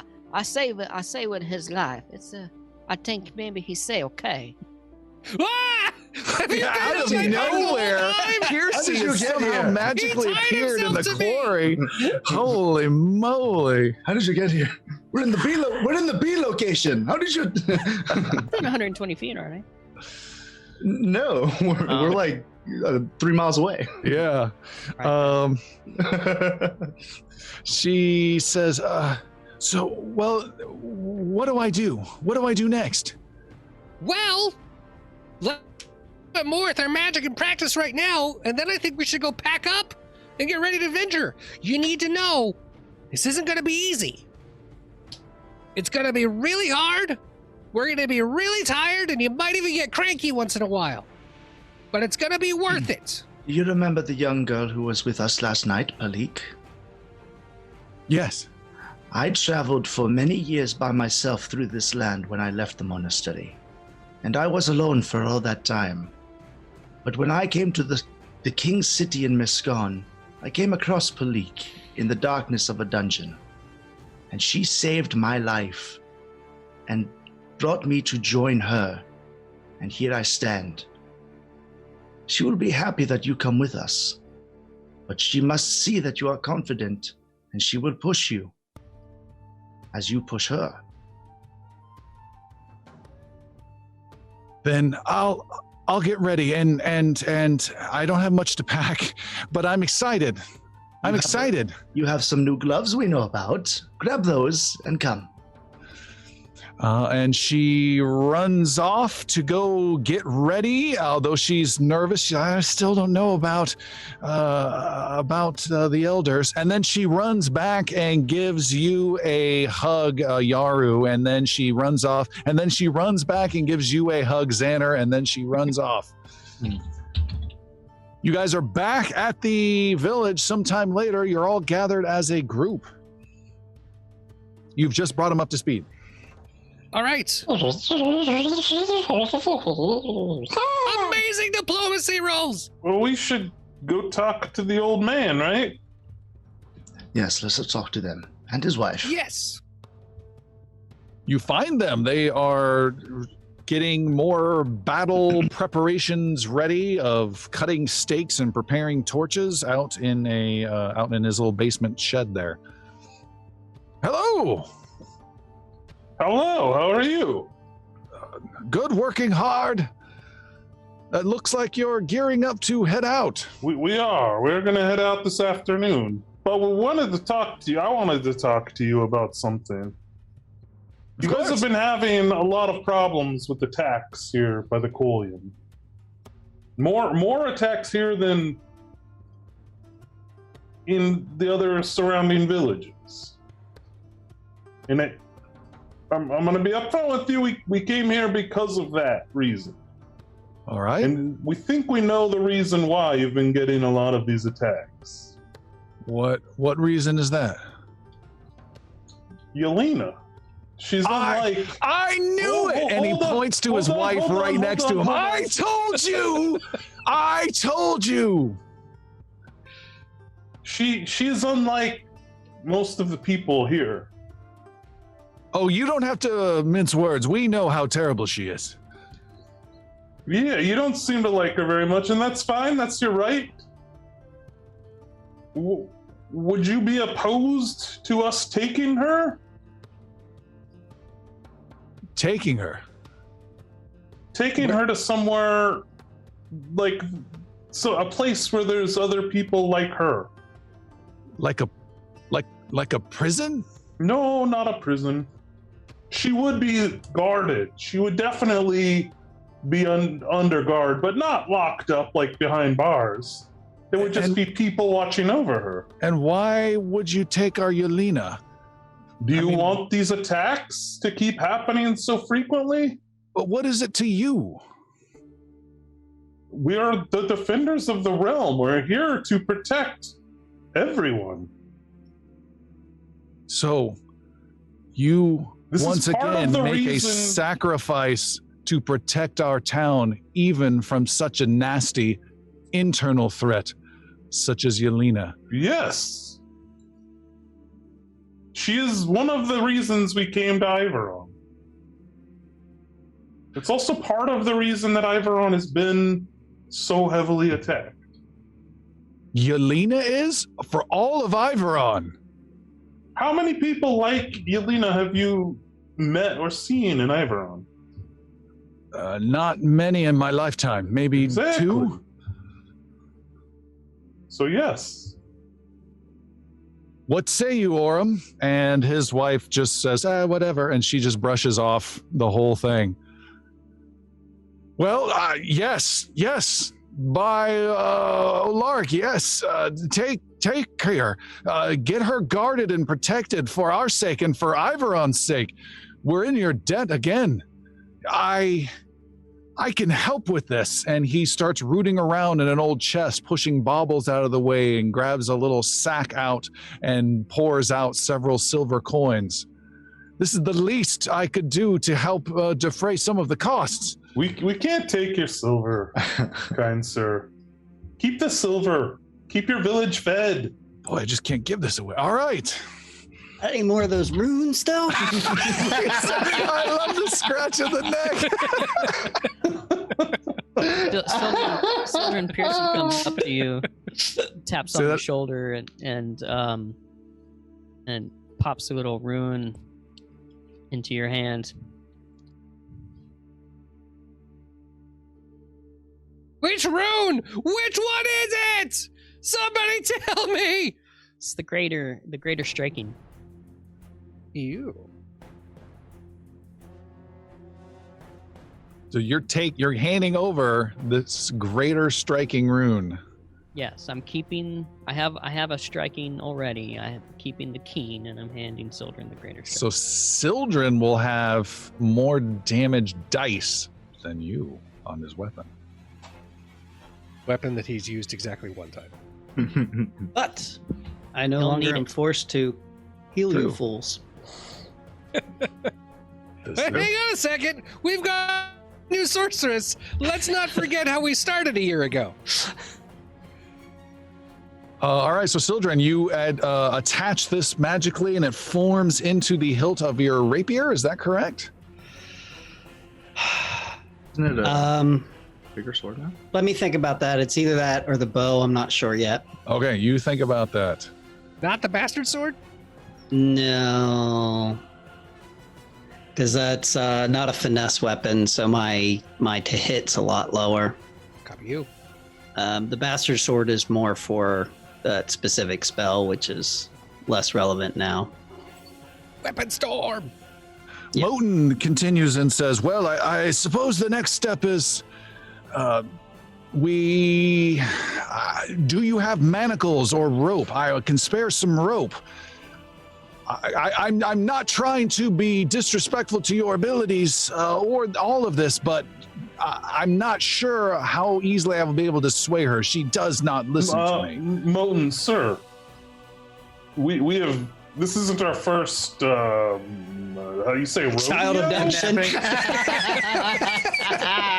We So we'll am I understanding that you travel the world hunting down children that are bringing about the apocalypse? Not just children, people of all shapes and sizes, and Infants, toddlers, newborns. Do you see that cloak that I gave her, the one with the wolf head on it?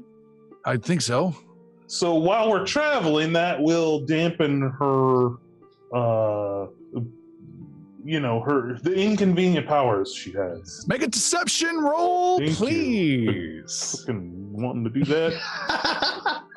Here's a 33. 33 is way beyond his eager capacity to make this happen. Is it by chance a critical success? It is. Oh, so I have an ability called Charming Liar. Okay. So That's 2d6 points of damage. when I get a critical success using a lie action, the target's attitude towards me improves by 1 step, as though I'd succeeded at using diplomacy to make an impression. Okay. He throws his arm around your shoulder and pulls you in close and says, I am so grateful for what you're offering here. I will go get her at once. And he grabs some rope and a metal rod just to protect himself and comes over and says, thank you again. Are you sure you cannot take these coins?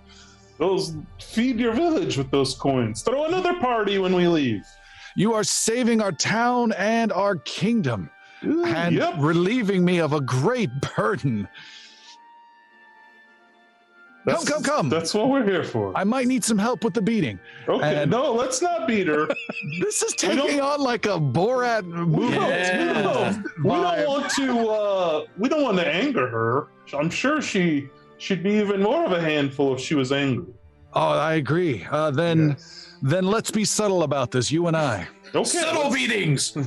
And the Let's moon takes Palik over to the little room attachment that Yelena is in, and she is stuffing stuff into a small burlap sack. He bursts open the door, and he's subtle. Bursts open the door and comes in with his rod and says, Yelena, what are you doing? And she says nothing, and she hides the bag behind her. I know you when you lie. Yelena, do you remember me from last night? Oh, yes, of course. And I lean in and give her a wink and take her by the shoulders. Well, we're gonna take you away from this place now. Okay. Like a big wink. Like, come on, you know what's going on. I think you've already talked to the little Xander about this, and I've just talked to Moten. And all right, this isn't working. And he roughly grabs her and forces her to the bed and grabs an arm and puts it behind her and grabs another arm and puts it behind her. I'm going to grapple him.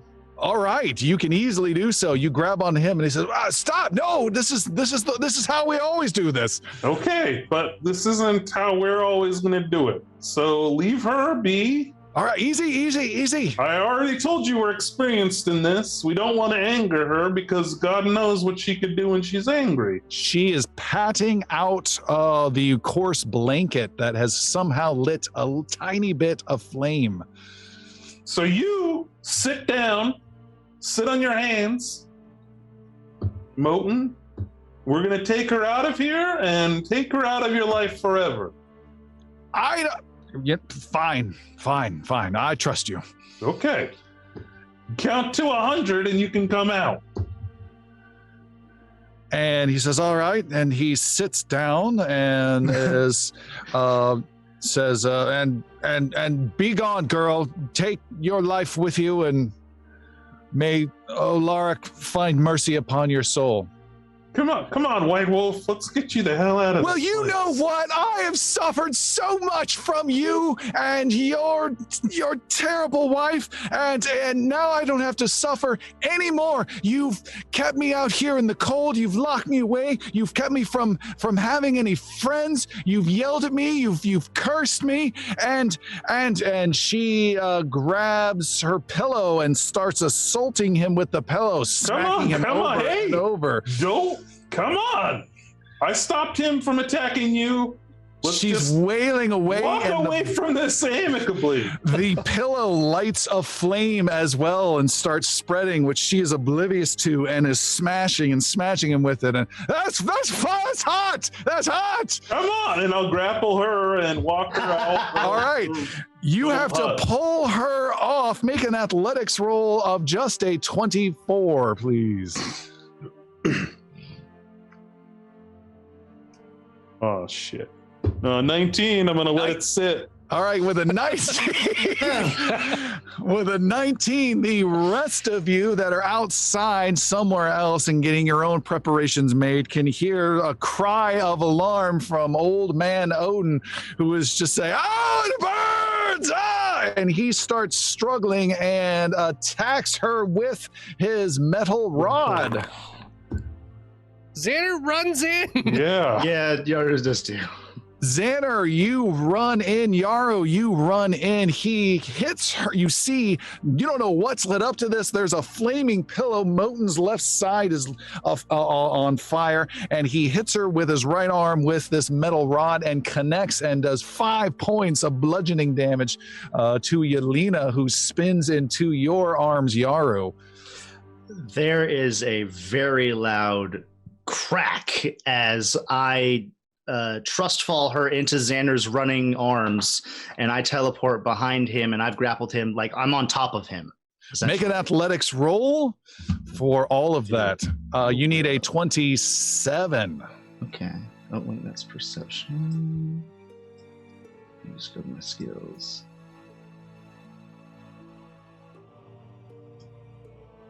Click. Ooh. You need a 27, you said? Yeah, I did. Ooh, okay. I'm gonna not let that sit. I'll use With one a of my hero 21? points. Yeah. There's your hero point there, and reroll.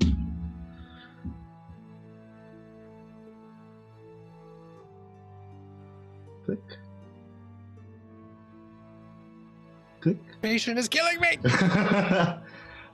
Still a 26. It fails. All right, with a 26, you do everything you say, but there is chaos. And by the time you teleport around, she has spun out of Xander's grasp. Yep. And let's go with a strange, weird, pseudo tight, hot, burning hands at Moten, and unfortunately you as well, Yaru, since you are right behind her, but this is old hat to you. Make a reflex save of 22. Moten auto fails. It's a plus 23 for me. Can I just not roll? No. That's right, because natural ones. Keep doing the click. No clickies. Here we go. 28's good. All right. You take no damage. Moten takes only 3, but the room is blasted with a bit of flame. The bed is now halfway on fire. Moten's whole left arm and now shoulders on fire. He says, "Curse you! You can't even leave without trying to destroy us once and for all." And also the small rug behind the two of you are also on fire. Yaru, go ahead and finish up what you're trying to do here. I just kind of strike down with my tail just on the ground. I'm trying to find this dude's freaking name. I keep forgetting it. Olin? Moten. His wife's name's Olin. Moten of the Dry Veil. Moten. I just yell at the top of my lungs so everyone in the house can hear what I'm saying. Just, Moten! This is your doing. Whatever superstitions you have been led to believe, whatever prophecies we have been led to fulfill. She is in our care now, and as such, a defender of this realm. You will honor her from this day until your last, or it will be your last. And that is the favor you will give us now. Make an intimidation roll. 24 is your target. Right after that, if possible, Xander's going to cast Ice Storm in the room to put out the damn fire. Okay. 28. Another 28.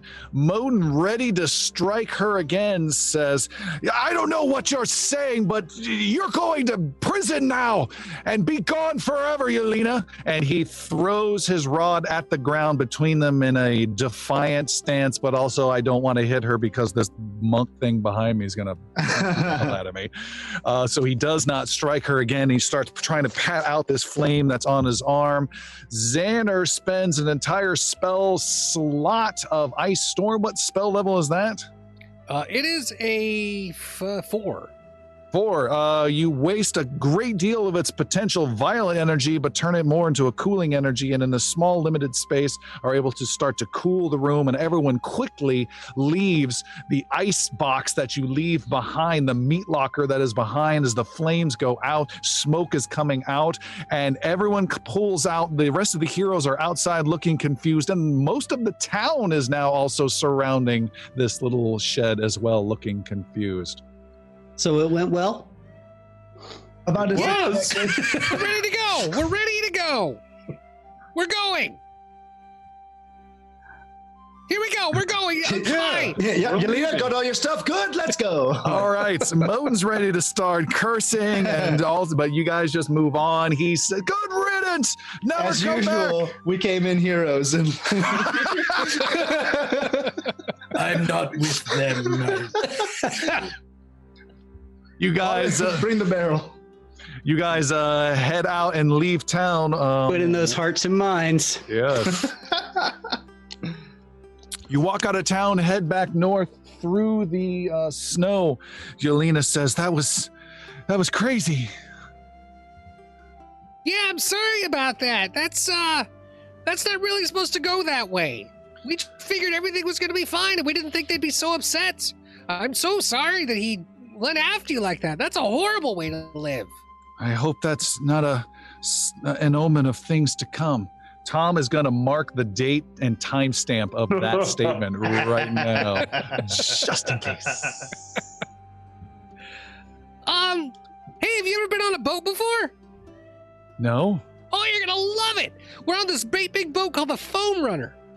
You have a boat? Yeah, come here, we'll show you. Just wait till the Nexus, it'll blow your mind! All right, you guys travel north for about a good day and a day and a quarter, and you arrive back at the Foam Runner at the southern edge of Nordrock Bay here in Iveron. You go aboard the ship, and she is just amazed. I've never seen a ship. I've seen some fishing ships, but nothing like this before. Is this a battleship? No. It's just a way to get from one place to another. Captain Gergard goes below deck. Anybody ask the captain? No, we'll give it to her. It's okay. You see that little bucket up there? Yes. No! Don't go! Don't go up there. It's usually it's not good. All right. I would go, but you don't. Okay. Okay. I can follow that rule. She is aboard. You guys, I don't know what kind of accommodations. You guys have been splitting 2 rooms that have already been kind of shared with the crews in the hold. Yeah, she can take whatever bed Yaru was sleeping in. He doesn't really need the actually, Xander will ask to take Yaru's bed while he gives Yes. Yelena and Palika room together. Mm-hmm. Yeah. Okay. That's exactly where I was going to go. Good catch. All right. I like that. All right. She gets stowed away and she says to you, Palik, I'm amazed. I was sitting in a quarry yesterday and just playing my games by myself. And now I'm with you on a ship. There's going to be a lot of new things you're going to experience in the near future. So, where are we going? I'd like to know that too, says Captain Picard. Back to Virik, maybe? Virik? Well, we got some things we should probably look at. Yeah, we gotta go shopping. We gotta go to Romer's. Yelena needs a whole new set of things. She needs a bedroll. She has a wolf cloak, but she could probably use some boots. This is gonna be great. What? No, let's head to Virik, Captain. All right, and the foam runner sets sail and heads east for a couple hours towards the city of Virik, the capital of Iveron. You arrive back on the dock, have to spend another 10 minutes explaining to the guy, no, we've done this before, we're not militia, and get move past that scene, and you can do a Pretty Woman clothing buying montage at Romer's, and you're able to set her up with some stuff. However, I will require a bit of coin to Palik will take care of it. And that amount of coin is completely going to be a cost of living of, she's currently at substance, a comfortable of 4 gold will set her up in nice everyday peasant clothes, or you could go extreme with fine clothes at 130, or the most extravagant evening dress at 430 gold. What was the middle one? 130? 130, or 430. We'll do the middle one. You're spending 130 gold on Yelena. Yep. Wow. She just says, she's trying on some things, some simple things, like, oh, this is amazing. And you're like, no, that one. No, bring the nicer ones out. And it keeps becoming nicer and nicer. And you have someone come out to trim her hair that looks a little, she's kind of coming from an almost Nell existence, if you will. Jodie Foster from Nell. Very much how I was seeing it. Except I'm getting the musical Annie as we're going through. Okay. Little Daddy Warbucks there. Yes. Yeah. But then some finer clothes. Romer's like, really? Oh, okay, yeah. And then Romer brings out nicer clothes, and Yelena's like, we can't afford these. Don't worry about it. Afford these. Don't worry about it. I told you were going to see some crazy things in the near future. This is one of them. We want you to feel welcome to our group. Is there anything else you need? You want, like, I have a little dagger I could give you? Or do you feel comfortable? We might be in situations where you have to protect yourself. Do you feel comfortable with your magic doing that? Or would you like a little sword or a knife? I don't know. Okay, well, I'm going to give you this dagger. What about one of these? And Yaru shoots off accidentally a little crossbow in the store, just playing with it. I want to give you this little dagger. It served me very well. It's very sharp. Don't cut yourself with it. Thank you. And she takes it and she looks at it, but then more like some hat is brought over to keep her warm. Like a full 2 hours of grooming and great stuff is brought to her. In the middle of it, she pulls you aside, Yaru, and says, I have to use the restroom, and pulls you aside. I was about to say the restroom's right over there. Yeah, and she pulls you aside instead, Yaru, and she says, This is a lot. I don't. This is way more than I thought. I don't understand. Yes. What how do I pay this? This is I think maybe I should go back. Don't worry about the payment. Palik will take care of you. No, I'm worried about the payment to you and Palik and the rest of these defenders. You don't give a girl something like this for free. Perhaps not in your experience, but it is our way to change that perspective for you. Let us do this for you, Yelena. Let us show you generosity. Let us show you hospitality. And then we will show you strength. Make another diplomacy roll. Another diplomacy roll. Clicking. Ooh, not too great. A 21. Nope. Hero point that shit. Yeah, I will. Last one.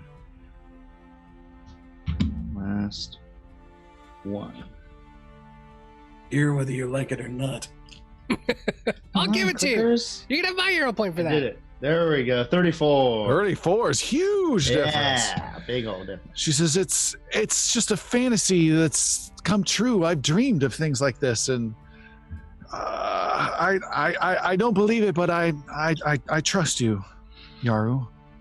You now have the choice between a modest living, such as mine, and I show her the Gunna monk outfit, or a more luxurious outfit, such as. Oh, Palik no, or I like the pretty Vali's. dresses. I'll take those. Then speak with Palik and she will get it arranged for you. All right. She returns back to you, Palik, in a little bit more calm and stable spirits, a little more interested in what's going on and making some choices. Go ahead. I understand you're not used to people taking care of you. From what I saw, you were living with monsters. So let us take care of you for a little bit. And in time, once you get your powers more under control, you'll be taking care of us. I firmly believe that. This is not a And debt look at to be these paid back. dresses look fantastic on you. Don't they? And You she look does great. a little twirl. And you set her up with some nice dresses, some regular traveling outfits, some rugged clothes, some warm clothes. You get her a pack type thing so she can carry stuff. You get everything all set up. She, at the end of 2.5 hours, she looks like she might be an adventuring daughter of like Sir Brenrose type of a thing. She looks almost like she belongs, just not her aide. Maybe she's a squire or something like that. She looks different. And she even says that herself at the end of it all. She's got this traveling cloak on that's fine and looks good. She's got this hood over. She's got this new backpack on that's full of stuff. And she looks in a mirror and just says, I don't even look like myself anymore. Hopefully that's a good thing. Hopefully you feel good about that. I do. I think so. I'm still nervous, but yes. And she comes over and gives you a hug and a kiss on the cheek. Palik. Oh, Thank you. of course. And if you need anything else, you can come talk to me or any of us. Really, I think we would all help you out. But I'm still not sure. We all have your back. About the priest. He seems to always be glaring at me. He's grumpy. He's got a lot on his mind. He's fine though. I promise you, he's harmless. Wally's been rewriting his spell book. At each glance at her, he's like, "Oh, this one, this one. I'll need two of these. More remove curses. More curses." Later on, after he's had a couple drinks, you should put your wolf cloak on and scare him. Oh, Yeah, I think That's a good idea. You know how many reaction spells I've got? All right. What are you guys doing as a group now? You're in the city. Yeah. So there might be something that we want to do to follow up on General Vorman.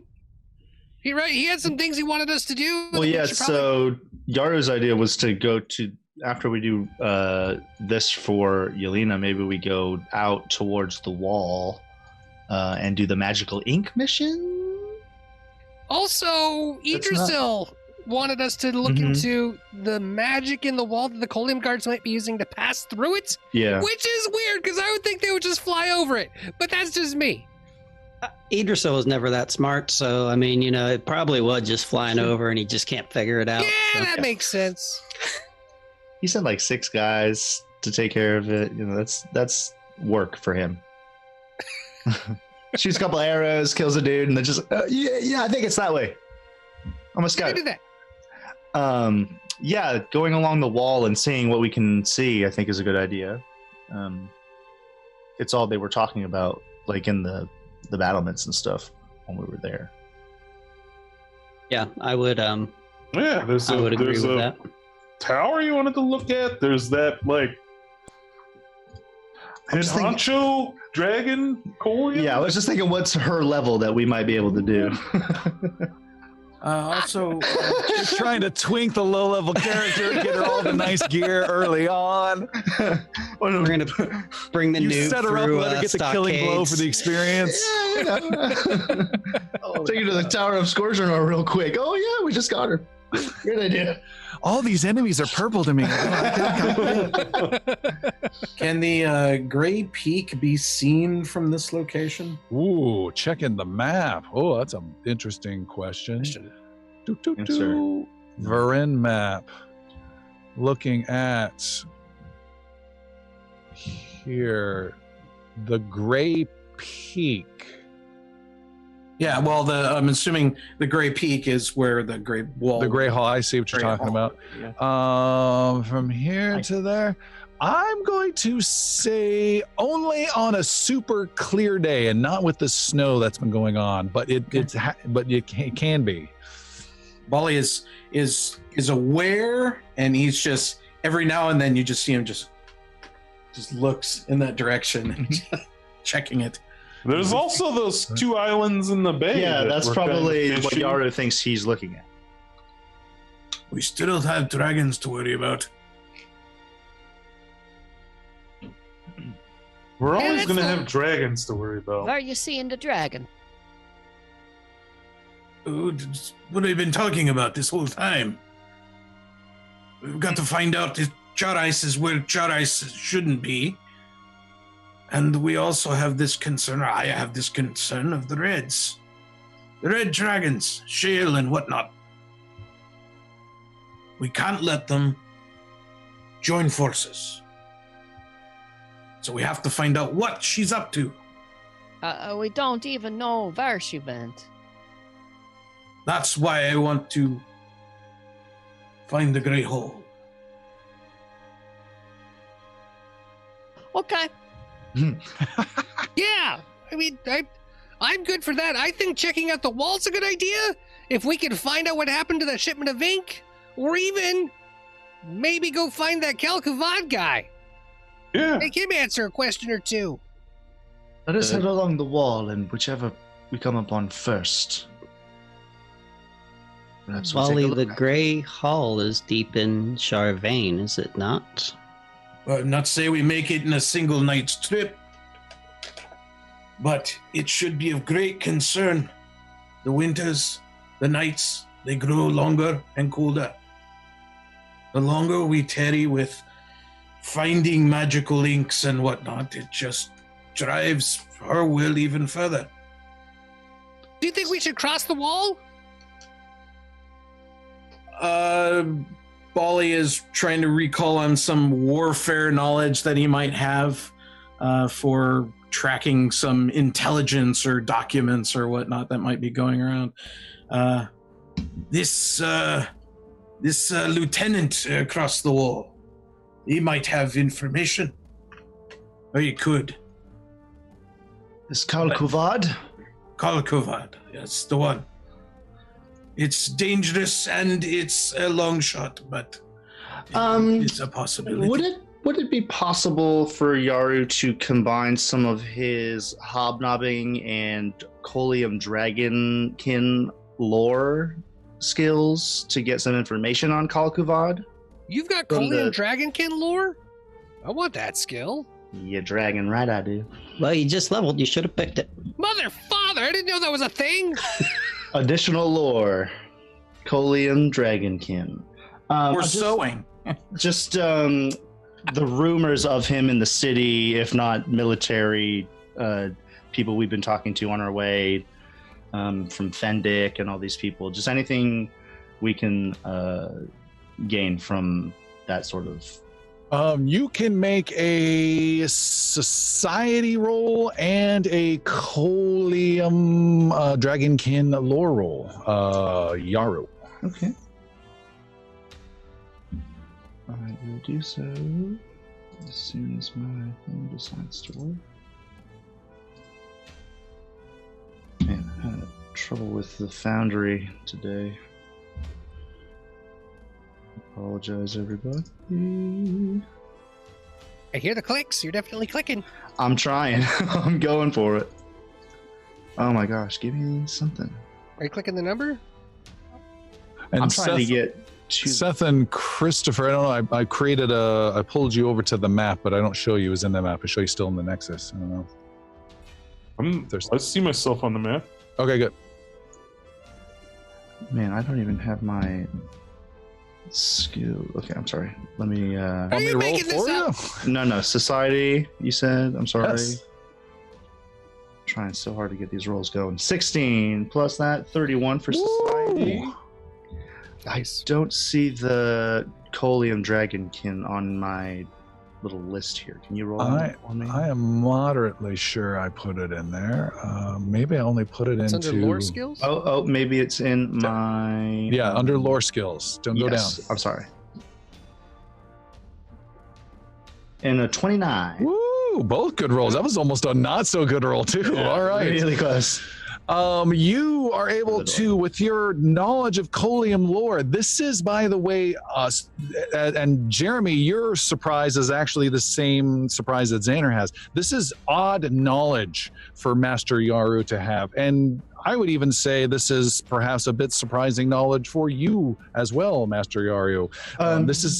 This is not knowledge that you have gained naturally or over time or through study. This is knowledge that has flooded through you in the last 24 freaking hours. Right. Oh. Through the spark that you had the encounter with. You are able to have a sense of what this leader means to the Colium army, this Kol Kuvad. You have a sense that he is a standout from the army, but is kind of doing his own thing, almost like he is presenting himself as more of a hero, more of like the rock star of the army than the leadership of Char Ice would normally want. So he has supports that he is able to make attacks and make a difference and make the other Dragonkin feel strength and that things are being done. But when he fails, there is not as much support that it's okay for him to fail. So that's some brief knowledge you have. With your society, you're able to talk with some of these soldiers. You folks said you're making your way down the wall. Is that correct? Out of the city and kind of along the wall. And the wall goes for a couple of days down the east. It's not a small wall. It's a massive construction. And as you immediately exit the city, there are several large clans of defenders there on that wall to protect the city. Chatting with some folks there as well, you are able to get the rough location of where they believe Kol Kuvad has fled to after his first and last defeat. And Tom, remind me, so on the map there's the mark that I remember is Kol Kuvad, and then there's the two sunburst things that are north of the river there. What are those?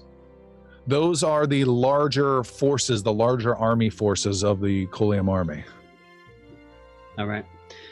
So the best way to Kol Kuvad would be through the middle and not through one of those large forces. I was going to say, that is the same kind of location we're going with that point on that map. No, a little shorter and closer to the river, not as far.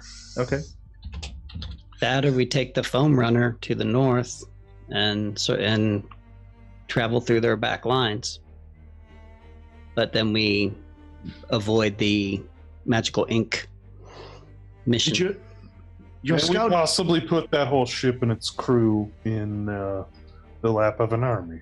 Your scout said, your scout Elven friend said they were able to get through the wall. Perhaps we can get through the wall in the opposite direction. I'm sure we can get beyond the wall. That should not be an issue for us. Where do we go? Do we want to go straight up the middle in between the two army groups to go right into his Kul Kavad? Or do we try to go out and around and be sneaky? We go through the middle, but we can still be sneaky. We'll try. I would suggest we travel to the east to the third fortification there. And then cross the river between the two major forces. Yeah. Okay.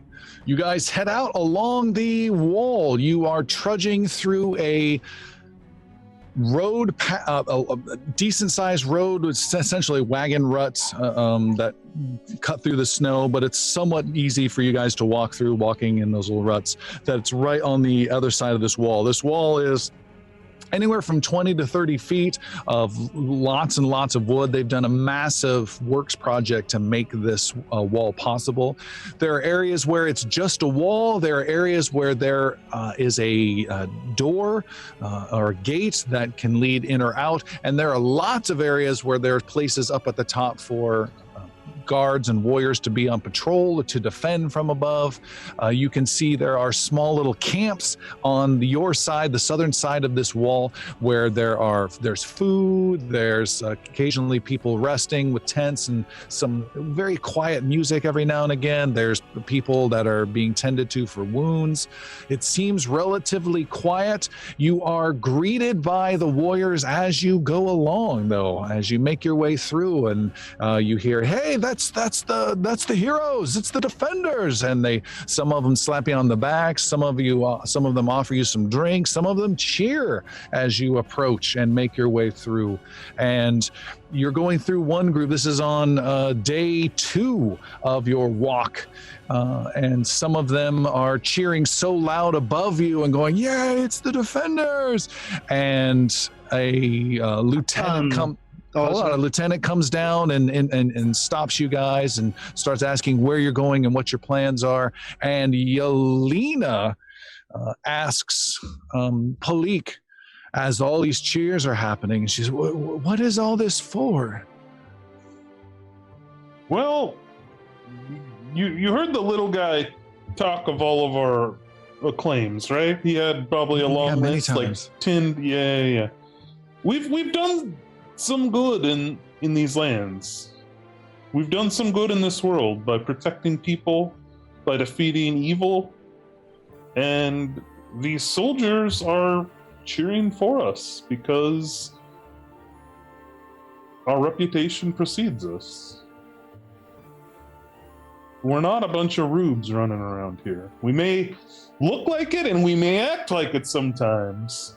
Well, I don't think you are, Palik. Well, thanks. Thank you very much. And so that's why. All right, Yara, I interrupted. You had something? No, I was just going to ask what her reaction to everything was. That's there we go. Perfect. You guys continue to march along the wall. The river is just on the other side of the wall in many cases, that they've set up the wall just almost like a castle with a moat at times, and just keeps going. You reach areas where there aren't a lot of warriors on the wall. There's maybe outposts perched on top within visual distance, but sometimes it's a little thin. And you have gotten word as you've traveled and talked with some of these different leaders and clan leaders that the king is further down the wall, King Grever, if you have any interest in speaking with him. But that is beyond the point where you're looking to break north, just FYI. You continue your your walk along the wall on this second day. It is getting latish in the morning, heading towards afternoon, when all of you are walking along, and there is a loud crash, and crashing right in front of you on your side of the wall in this little wagon trail. There's a big crash as a huge 15-foot tall barrel made of metal lands right before you, in particular right before Xander. And it's metal with two thick, sturdy legs off of the bottom and two metal lobster claws sticking out of the sides with a giant singular eye that rotates around in the top section. And it goes, and before you can even react, a metal claw, lobster claw, grabs onto you, Xander, and lifts you up.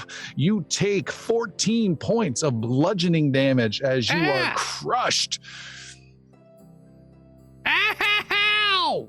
What in the world is that?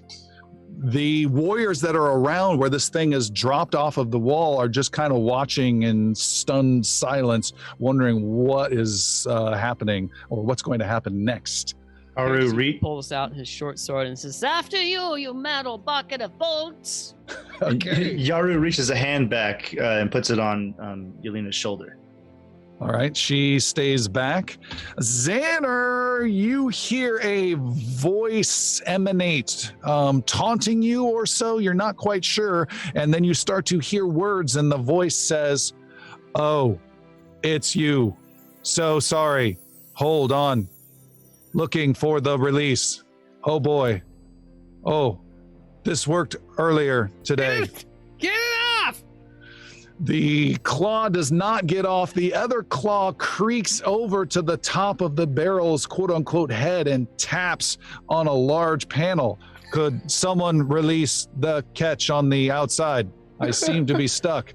Oh, dear. Somebody take it up! Children, Palik. So I'm good. Try and figure it out. So how, like, Sildren how tall will. is this thing compared to the wall? It's under the wall by about 10 feet. And Tim, you just said something. Percy was gonna try and go figure out this latch that's released. All right. Percy, you leap onto one of the knee joints and start climbing up this 15-foot weird monstrosity. Get up to the top, duck as the claw that was tapping on the top moves past you, and you see there is a metal panel with some just simple little metal catch that you're able to release. And you flap open this panel, and out pops Phineas Tumblepot. Who you are? Explain yourself. Hey, it's me, Phineas Tumblepot, and just a second. And he scrambles out and slides down onto the arm that has you, Xander, and starts crawling out with a tool in his mouth.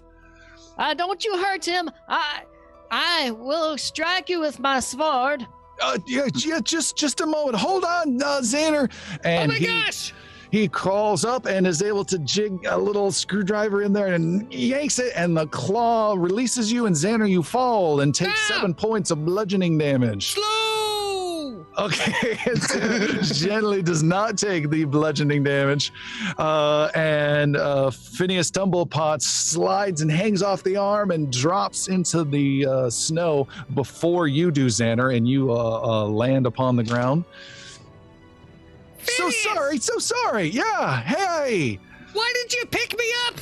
Oh, I was trying to give you a hug. It's not working as well as I thought. It's working better than I thought. It's kind of crazy amazing. It's so good to see you. It's great to see you. Where's You guys? where's Remember Phineas?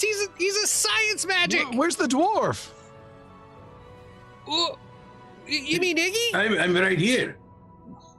Yeah. Well, he's stayed in Mirskan. He's the captain of the guard now. Oh yeah. That's right. I had to leave. I came for the call. I wanted to test out my new project. What is this thing? It's called a mechanotron. Wow. How And does what- it work? Yep. Well, science magic, of course. Science magic! It's got What's it pulleys. supposed to do? It slaughters dragonkin and it sends the Colium army packing.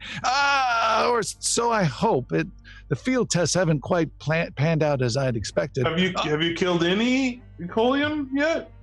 Ooh, define any? One. Have you killed one? I don't track that kind of. It's early for data to be tracked quite yet. This is more of an alpha test, if you will. But it's very exciting. I mean, look at the claws. Look at the claws. They hurt. They're very strong. Oh, so sorry about that. And thank you, little one, for helping get me out of that. There's armies of those dragons outside the wall. You should go get them. I don't know who you are. Oh, I'm Phineas Tumblepot at your service. I'm sort of an inventor, and that's what I do. I have a shop in Mirskan. Wait. Your name's familiar. We ran across an invention of yours not that long ago. You did? Yeah, these goggles that could see through the snow real well. Sounds like something I've worked on for sure. Did they work perfectly, I assume? Well, I didn't. Somebody else was wearing them. It was rude to have taken them off, but I was wondering if you had any of those on you. I can't say that I do. But how have you been? Let's see. Zildren and Xaner and Maru, if I have it right. It was Master Yaru. Master Yar, of course. It's the same thing. He just said you're shorter. You know what he meant. Yeah, it's Maru is perfect. How are you, Phineas? I'm doing well. I'm excited to be out here, although it's very cold, and I can't wait to go back. I don't know if you know this, but I don't quite blend in with the rest of these Iveron warriors as easily as I had hoped. Not traveling in that thing. Well, yes, and beyond that, they tell such crude stories, and they tend to tell a lot of jokes about gnomes like me that aren't quite flattering. How'd you get that big thing up here? Oh, it was quite the ordeal. There was some wagons involved, and then I had to walk the last half day, and here I am, and ready for grand battle. Well, soon, with more testing, I need to be able to get out and in and not have the claw locked up. But you can imagine, just Well, it may not be a bad thing if it was locked up on a Colium instead of our poor little Xaner here. That's the idea. Bali is scanning the horizon here, looking for any attention that might be garnered from this beast. You see no attention from, there are no enemies out there, nothing but cold snow. You're in a deadish zone for the enemy-wise. There are not tons, but there's maybe a score of Iveron warriors that are watching this with interest.